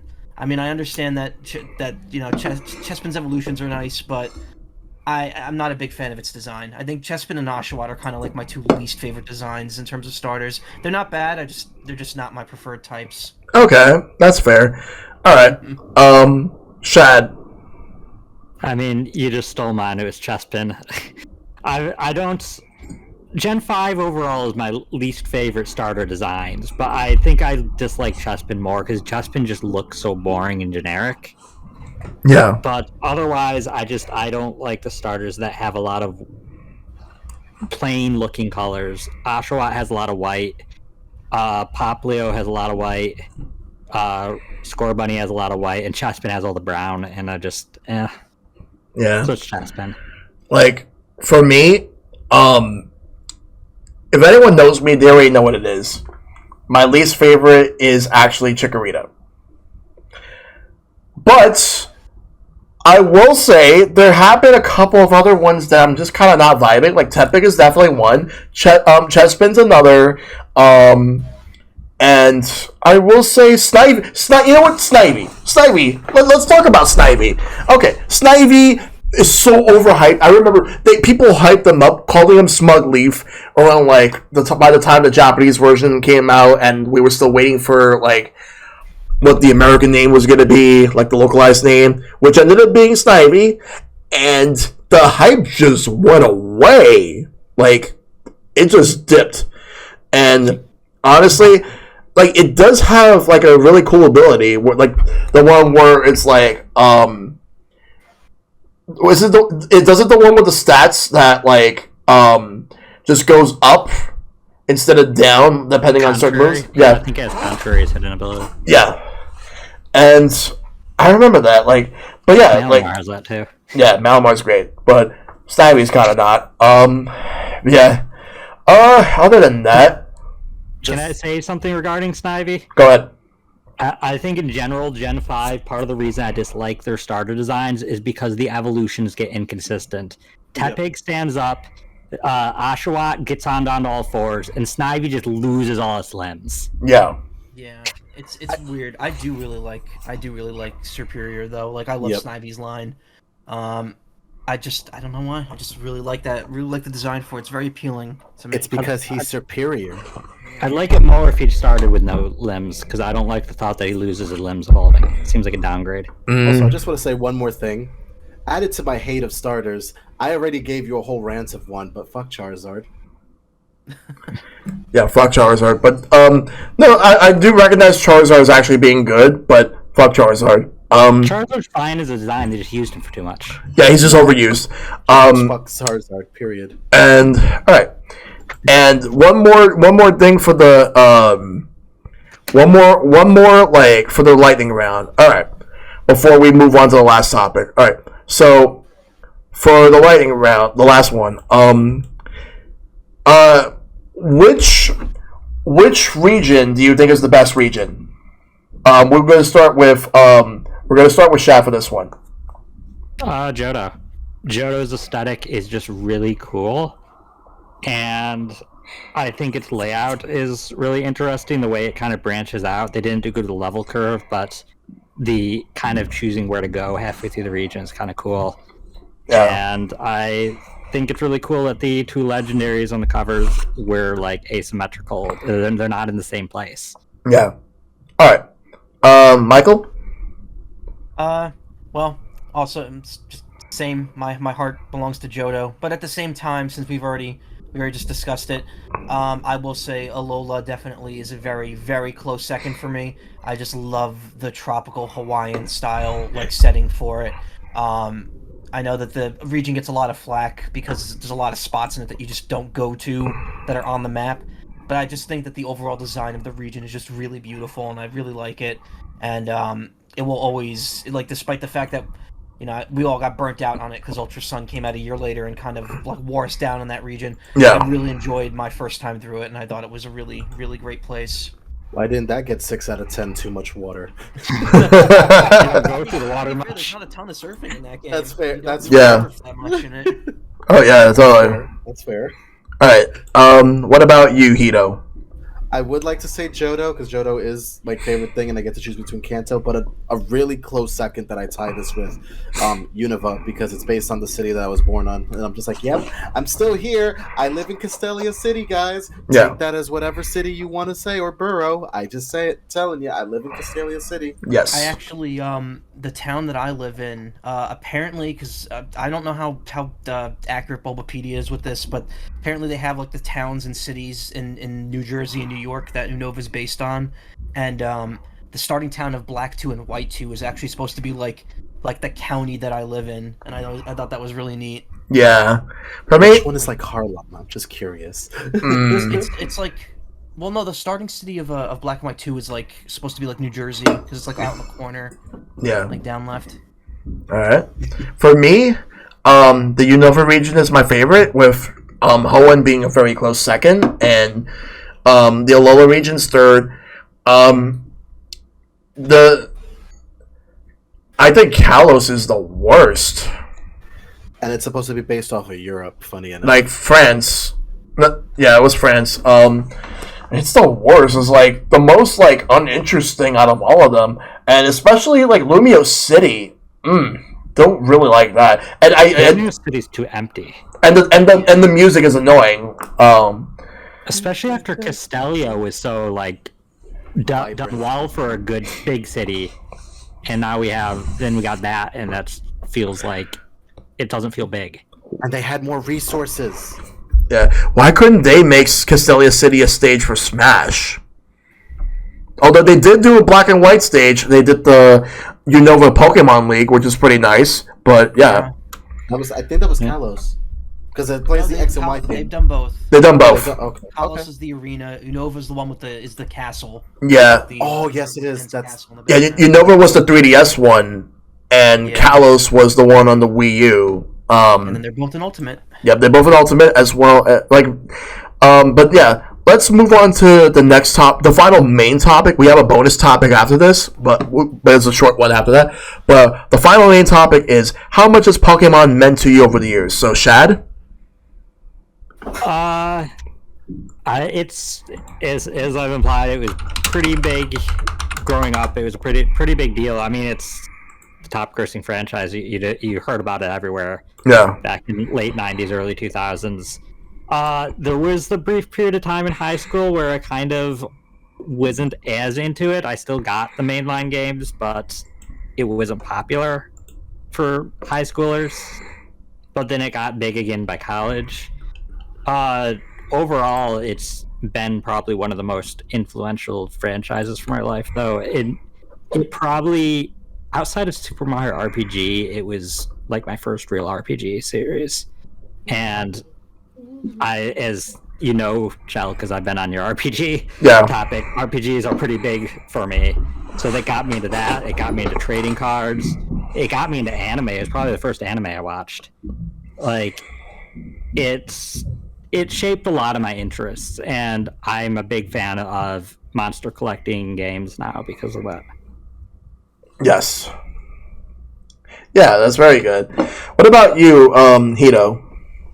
Oh, so Pokemon means the world to me, honestly. I grew up from it from all the way from kindergarten to even now. I've grown up with it all my life, and I got tired of people acting like they were too old for Pokemon. And honestly, that just needed to stop because at the end of the day, like we were all the same age in high school. We were all the same age in middle school. We're all the same age in elementary school, and I was just getting tired of like hearing all these kids who loved Pokemon. Like if I talk about Pokemon, I might get beat up the next day, and I'm just like, are you fucking kidding me? Just like what you like, god damn it. Pokemon was that gateway for me to just be like, fuck all of you. I like this, and if you have a problem with it, too bad. Stay mad. So honestly, like Pokemon has gotten me happy. I've met so many friends that love Pokemon to this day. Hell, one of the things I have in common with my partner, one of the first things that we talked about was Pokemon, because we both loved Pokemon a lot. Yep. And if he were a gym leader, he'd be a flying type gym leader. But that's not the point. The point is, I'm just saying, like Pokemon has meant the world to me. It has been there for me when I didn't have much to talk about, including the fact that I one time traded a Charizard for a Parasect because a big kid tried to trick me out of it and he succeeded. And then I stole his Charizard afterwards. Ooh. I have so. The point is, like, the fact that I bring up all these random memories is because most of them are associated with Pokemon. My first Pokemon game that I got on my birthday, me trading some of the neighborhood kids for Pokemon all together and then getting shit out of luck because they were older than me, but then I just stole all their Pokemon games and took everything for myself. Freaking Pokemon, the Pokemon tournament for Fire Red and Leaf Green, where I legitimately was the the freaking Viridian Verdant all that time and just kicking butt the whole time. Playing Hoenn and actually doing really well and being introduced to Action Replay for the first time. Going to many trips playing Gold and Silver and not putting it down for years. Literally, Unova, just my high school graduation. Unova, fun times, always forever. X and Y. Going into college was great. Like, just going back into college after getting academically dismissed and finally coming back. X and Y was my jam.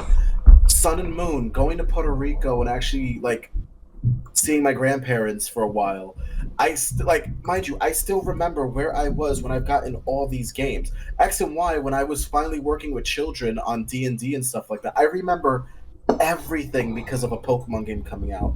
It has been a big thing for me, and honestly, like, when someone tells me that, oh, Pokemon is not all that and all that stuff, I'm like, listen, this is why I don't trash on games. I don't say a game is trash because they have very important memories and impacts on many people that don't understand how much these mediums are very important to people. That's why I never can call any game trash. I will critique it fairly, but I will never call a game trash because I know how important that could be for someone. And for Pokemon, tied with Digimon and a few other things, those are very important things that make up a lot of my memories, and very good ones at that. Mm-hmm. Very good. What about you, Michael? Sorry, I had myself muted because I was responding to Sneskov in chat. Pokemon to me has been interesting. It was a mild interest at first that turned into an obsession that then just turned kind of into, a mild interest again, and then it just remained consistent throughout my life. And I've bonded with people over it. I've played games with people. I've met people. Like I said, the first online friend I met in person was through a Pokemon game, through Troze's release at Nintendo World. It's been like a cornerstone of pretty much like who I am online and the people I interact with. I mean, my whole online persona, that actually came from me I used to use the Zapdos as like an avatar online, and I changed that to something more generic. So like a lot of like aspects of like who I am and the people I talk to and stuff are all like come out of like my experience with the franchise and playing the games and joining the community. And even though it's probably not the most prevalent thing in my life anymore, it's definitely still an important part of it, and I still very much enjoy taking part in the the hype and build up to a new generation, the launch day experiences, sharing that with everyone. It's been great, and I'm looking forward to doing that again this week and whatever comes next in the future. All right, very good. So I put up a highlighted chat, but I just went away because it did it automatically. I'm gonna put it up again. So this was from Zero the Fat Drake. For me, it was my jam when it came out. I remember getting in the promotional VHS. Gen 3 is where I fell off, but got back into Gen 4 because of friends, and I've been enjoying most entries. Starting to play Ultra Sun. You're not really missing much of Ultra Sun, to be honest. But that being said, for me, my experiences, like what it means to me, Pokemon has brought so many things to me and changed my life for a lot of reasons. Made so many friends, had a lot of great experiences, helped me travel throughout like a good portion of this country too. Pokemon did that. Helped me get out of my comfort zone. Like, it was what got me, because I was kind of sheltered at home, but it got me out of that shell, no pun intended, and I needed to make sure to make more friends. It helped with my social skills. It got me a lot better at that. Learned a lot of life lessons because of Pokemon. Experiences, good and bad, mostly good, but more importantly, just being able to play the games, whether it was the video game, the card game, or just talking about the anime, or just in general reminiscing about like the good times about Pokemon with friends. Always a good time with me, and honestly, I can't imagine how my life would be like without Pokemon. Like, I just can't. Considering that so much has happened, like, yeah, we're going to Pokemon Center before it became Nintendo World or / Nintendo New York. Those experiences, I could never take any of that away at all. And Pokemon means a lot to me. Like, just bonding with my brother, that's one of the most important things. Bonding with my brother definitely helps so much. Like, I mean, we always bonded, but we bonded a lot more because of Pokemon. And to be honest, again, love it. Wouldn't trade it for anything in the world, except for maybe a Blastoise card. I'm just joking. But yeah, we do have a bonus. What happened? I have two more quick things I want to say about the franchise as a whole. One is that I think one of the reasons it means so much to so many people is because of its power as being the biggest grossing franchise. Almost everybody in all first world countries essentially have been exposed to Pokemon, and it's, especially in our generations, it's a talking point whether you're a serious gamer or not. And at this point in time, like, it's connects people probably more than any video game, which leads into the other thing that I think makes it mean so much to a lot of people, the self-expression side. No video game really, I mean, you can argue stuff like Sims, but like no video game really lets you express yourself and weird tastes is in the way that Pokemon does, the way you can customize teams. So many games focus on stuff like outfits and customization. In general, it's just a way that you can make an experience truly your own that most games that have a finite start and end do not have that level of customization of your own experience. Yeah. Okay. All right. So now we'll do the bonus quick topic. This will probably be like the shortest topic we'll cover before we start wrapping things up.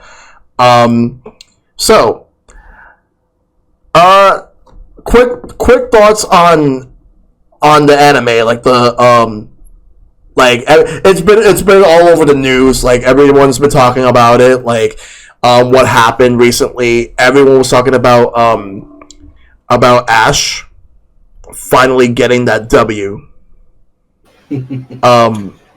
So Hito. I am actually happy that Ash finally showed his stuff after years of all the trashing of Red is better than Ash. I'm like, that's not the point. The point is Ash exists for everyone's medium to enjoy Pokemon. Red was another character that was done in the video games, but Ash was our medium in the anime that most people need to remember. Ash was the medium in the anime, Red was the medium in the games. Don't try to continuously put these two at wit's ends. We know Red would win, but that's not the point. Point is, I'm happy Ash finally got his W against all of the champions. All of the past champions. Cynthia, freaking Leon, freaking Lance, Steven, Iris, Diantha, all of them just took all of them down in a tournament style thing and actually won and competed it. And that ending was beautiful because not only do you see all the travel companions that has gone with Ash at that ending, but you also see all the when Pikachu's just getting up from the floor after the end of that whole entire battle. You see every single Pokemon he has caught from beginning to end, and it was like one of the most beautiful scenes because you see even the Pokemon he's released, including Butterfree, Pidgeot's there, Lapras. I'm like, oh my god, the whole gang is together. Yeah, exactly. I legitimately cried when I saw Pidgeot and Butterfree. I was like, "Oh, don't do this to me right now. I don't need this today. Yeah. I don't need to cry today." I felt like if I was still young, if I was still that age, and I saw all of that happen, I lived a whole lifetime, and then I'm just like, Ash, one day it'll happen. I swear, I promise.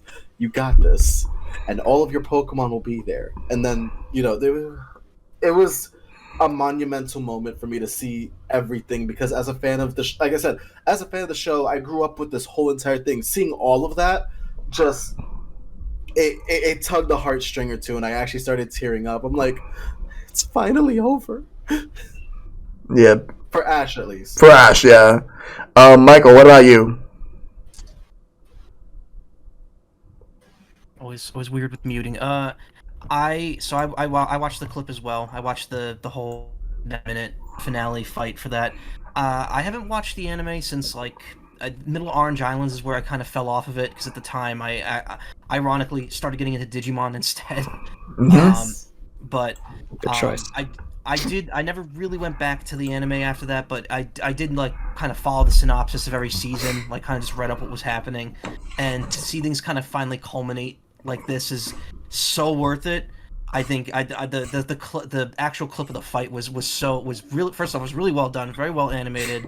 It figures even though it is obviously Leon because it's Sword and Shield, it's still cool how the final enemy ends up being a Charizard, kind of the most popular Pokemon against one of the other most popular Pokemon, Ash's Pikachu, and just the whole cutaways to all the companions, the flashbacks to all the other Pokemon, and the fact that it plays the first opening theme from the Japanese version of the show during that final attack, and just that whole last sequence is just really satisfying. It's so great. I honestly I think there were rumors going around that the anime was apparently going to end, or that it was going to that we're going to finally have it move off of Ash, and if that's true, this was the perfect send off for him and Pikachu. Yeah. And it was really interesting. I don't think I've been that excited for a moment in the Pokemon anime since I started watching it as a kid. Oh yeah.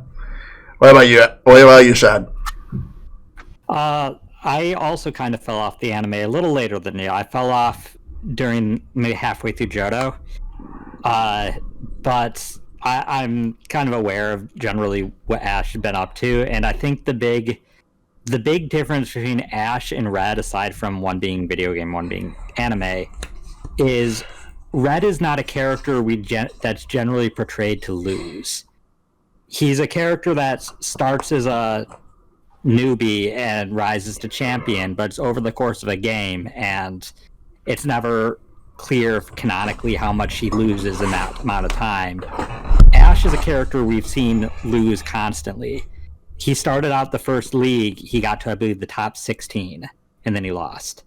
And then all the way from Gens 2 to 5, I believe, he got between top 8 and top 4.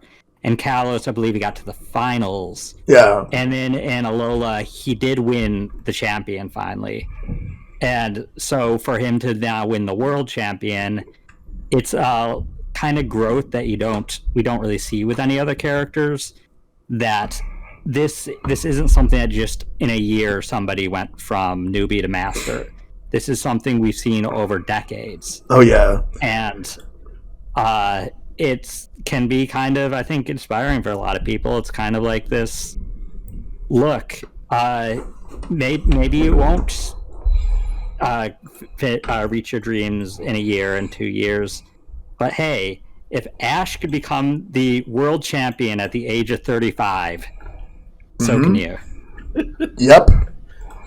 Like, Ash actually managed, after so many years, taking so many big losses, learning different experiences. He has matured a lot. He's gone through so much. He's traveled from place to place, meeting all sorts of people throughout different regions. Like, catching a lot of Pokemon, meeting a lot of Pokemon, saving a lot of Pokemon, battling Team Rocket all the time. No matter what, it was always with him and Pikachu, no matter where he would go, no matter what he was doing. I did fall off the anime, but throughout the second season of the Hoenn region, which I believe was called Pokemon not Advanced Generation. I forgot. Pokemon Advanced Battle, and then you had Pokemon Advanced.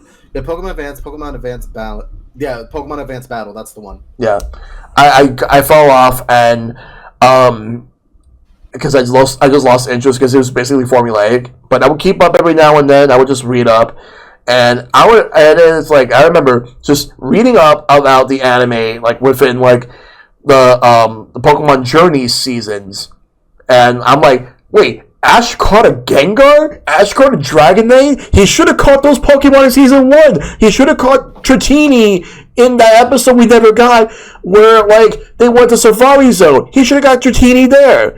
And the Haunter, he should have had the Gengar, he should have had the Haunter from when he went to the Lavender Tower.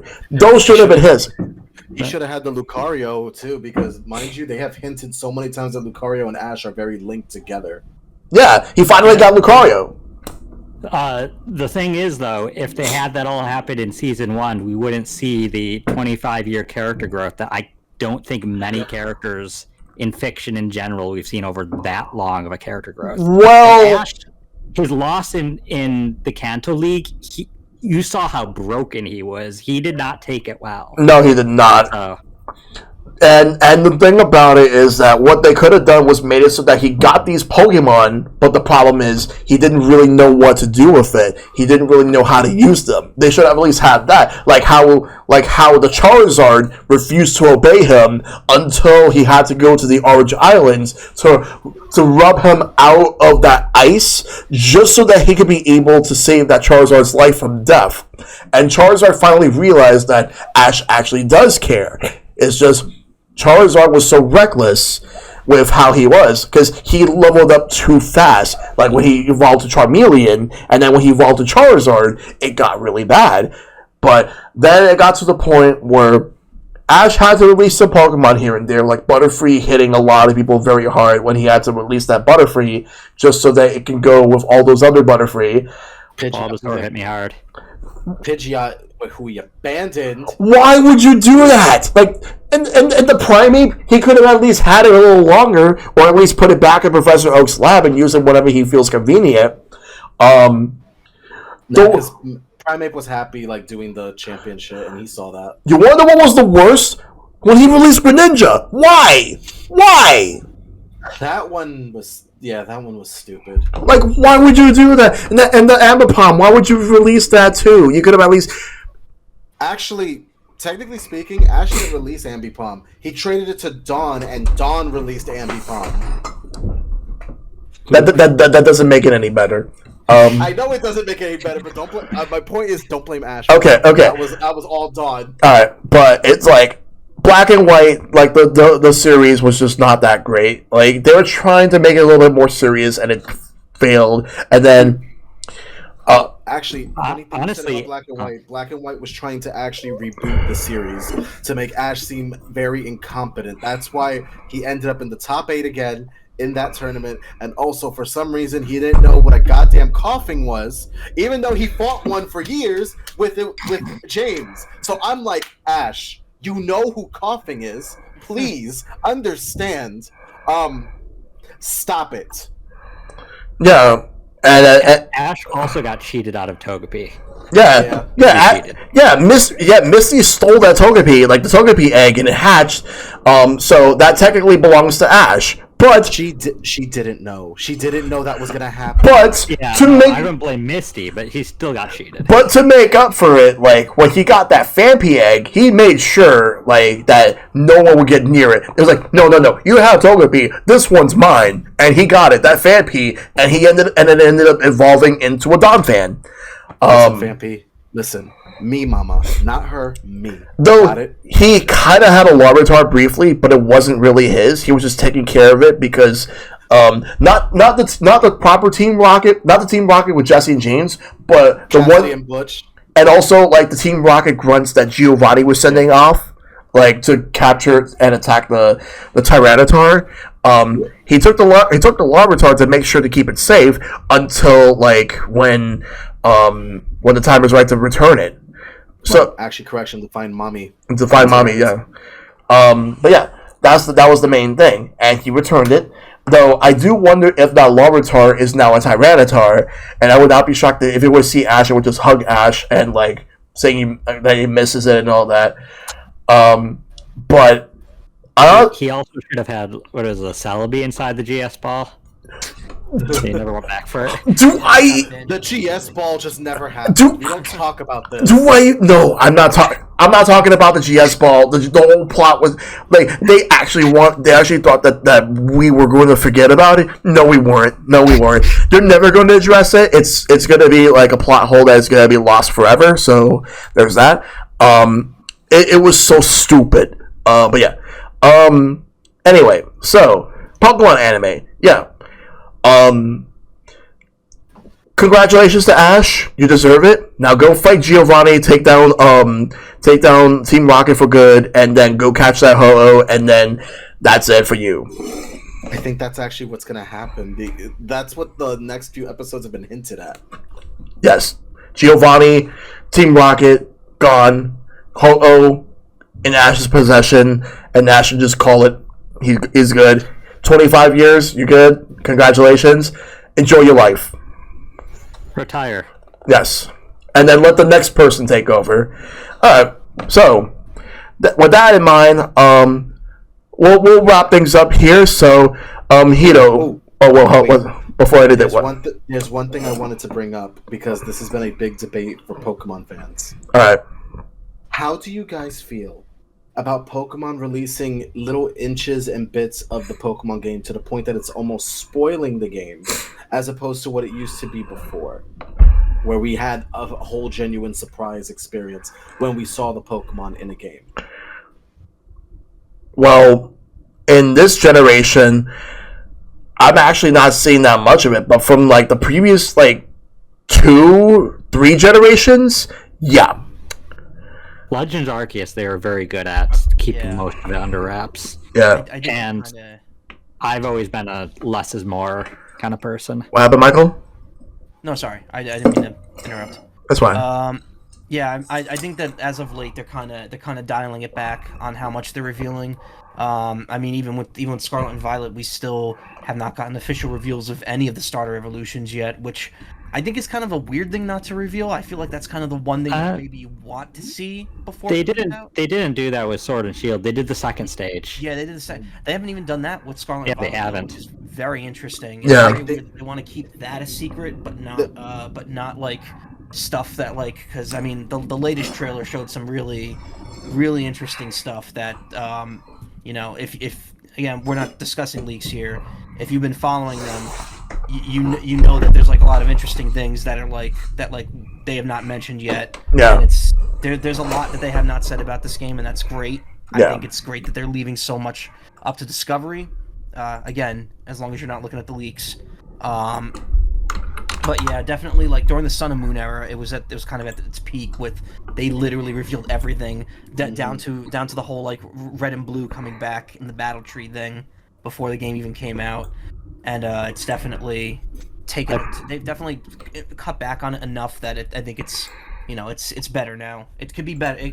They can handle it differently, but it's good. Yeah, I feel like they really started that with Gen 6. They started info dumping, but Gen 7 probably was the worst of it. yeah. Gen 5 was also doing a lot of showy things too at the time as well. And go ahead. I remember most of this because it started around Gen 5, because they were doing big promotionals for Black and White, and they were also trying to reboot Pokemon at the time too. As I said, Black and White series was supposed to be like a reboot. Yeah. And then Gen 6, they revealed a lot too as well, including the new typing. Everything was like, surprise. This isn't a surprise, but surprise. Yeah. New typing, yay. They also revealed the final evolutions of the Pokemon, which honestly I think steered a lot of people off of some of the starters, if instead of giving it a try. Same thing with Gen 7. They basically revealed the whole game, and at that point, yes, I was excited to experience it on my own. But at the end of it, I just felt empty, and I think that's why a lot of people give Sun and Moon a lot of slack too. Regardless of Ultra Sun and Ultra Moon, there's also a lot of slack on Sun and Moon because of the fact that everything was revealed and not given that whole entire player experience of being surprised. Yes. And then Sword and Shield, don't get me started with that one. That one already, people were already disappointed that some of the Pokemon were getting cut out. Yeah. And not to mention the fact that everything wasn't a surprise either. We knew about raid battles. We knew about this new form that was going to be called, originally was going to be Armored form, but then they changed it to the Dynamax and Gigantamax. And honestly, like 9, I'm happy they didn't reveal any of the starters like evolutions because of the fact that I want to be surprised. Okay, if Sprigatito turns into a biped somehow, then you know what? I'll deal with it. But at the same time, I'm just saying, I want to have that same the thing with me is I want to have that same experience I had with Pokemon like we did back then. Because it was just as surprising, it was just as great. We gave things chances, and I feel like because we do there's a lot of these leaks, and then not to mention Nintendo hasn't been doing such a great job before Scarlet and Violet and Arceus about keeping certain things under wrap and not revealing a whole story outcome that I don't feel as surprised with the games as I used to. Yeah. So now, like, we're finally getting back to that with this one. So we'll see what happens. We're gonna get the games on Friday. I personally will be starting them on the following Monday. Not this Monday, because obviously no, but next Monday, yeah. By the time, like, well, this, mind you, like, this podcast will be going up at some point this week, but yeah.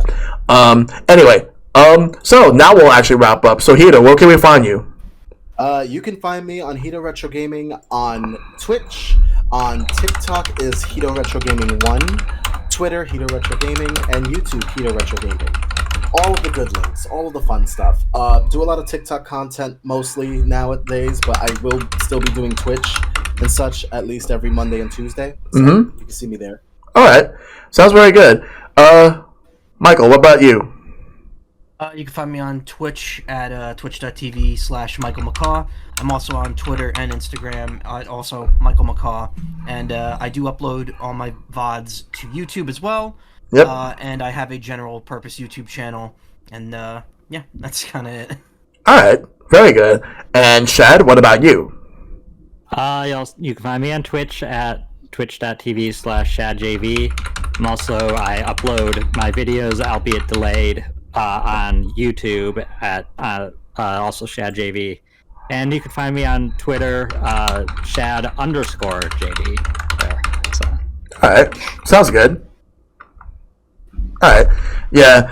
All right. So with that in mind, that's going to do it for this show this week. I appreciate you guys coming through. Again, thank you again, as always. I do want to have you guys again for one last episode at the end of the year, which will be the best moment, the best games of 2022, which I want to have every guest on that has ever been on the show for that. I'll have more details on that real soon. But in the meantime, like, we're going to have a couple more episodes in between that. But until then, thanks again for everyone tuning in, and I'll see you guys next time. Goodbye. Good night, everyone. Hey, everyone. Night.